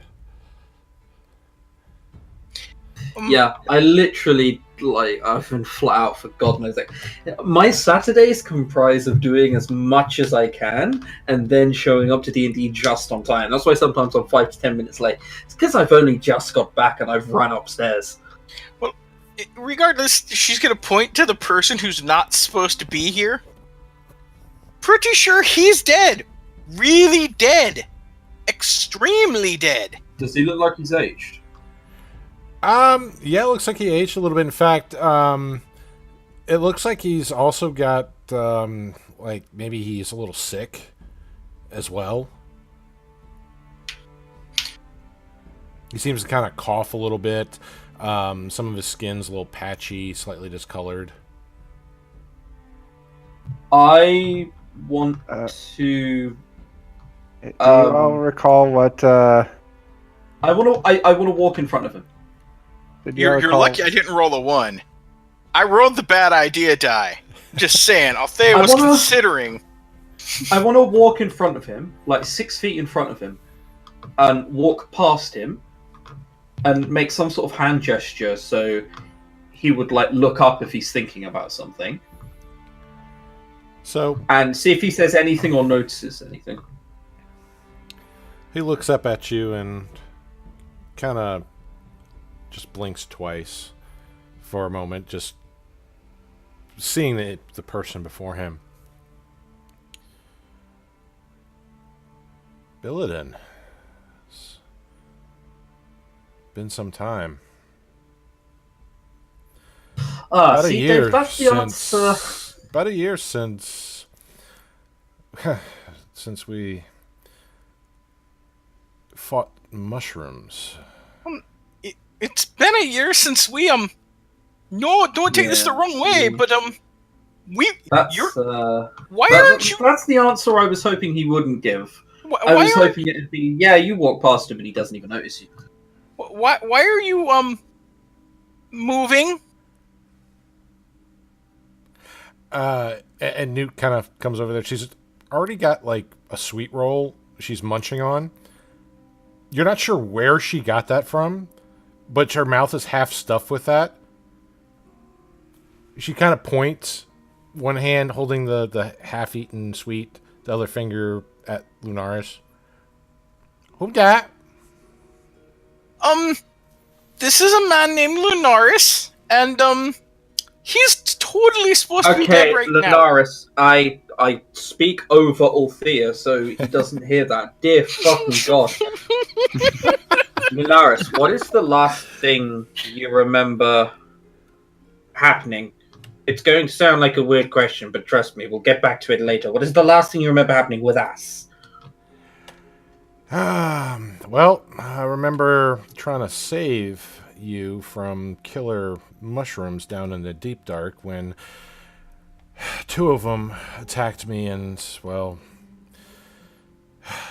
that was the last thing I remembered before I woke up in the temple.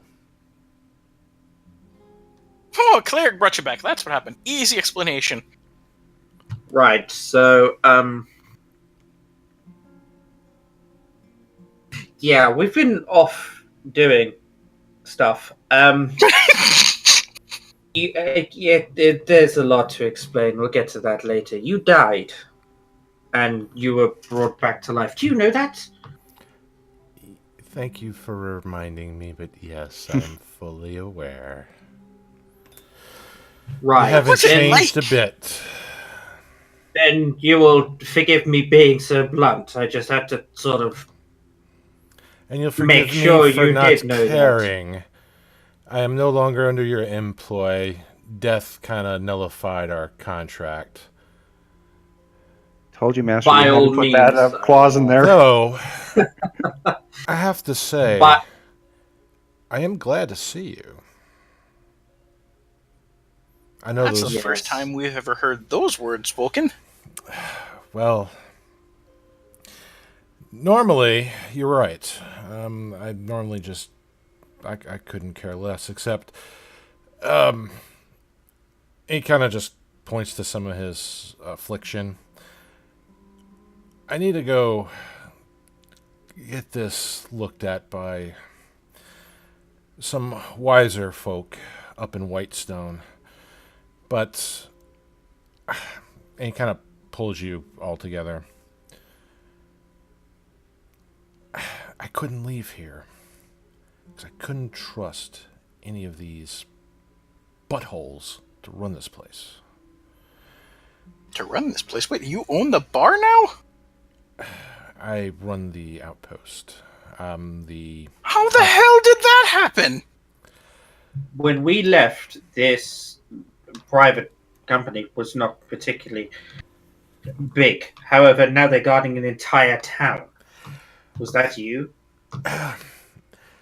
Remember how my music helped save the Timber Bastille and turn the Yellow Pear Tavern around and made it a popular hub for various merchants along the Veshun River? Well, I do. It got annihilated by orcs. From the ashes, they built another outpost, but opportunity came for me to play again. My talents were again needed. Some things led to others. Parties of notable influence became aware of my abilities and entrusted me with the overseeing of this outpost. For once, my neutrality was a great boon. This place quickly became a perfect spot for traders, both along the land routes as well as the rivers. More protection was needed. Outer walls were built. Needed for more dependent security than the Verdant Guard, so that is why the swords are here. A little rough to work with, but they are loyal to the outpost and will do everything to protect those from outside threats.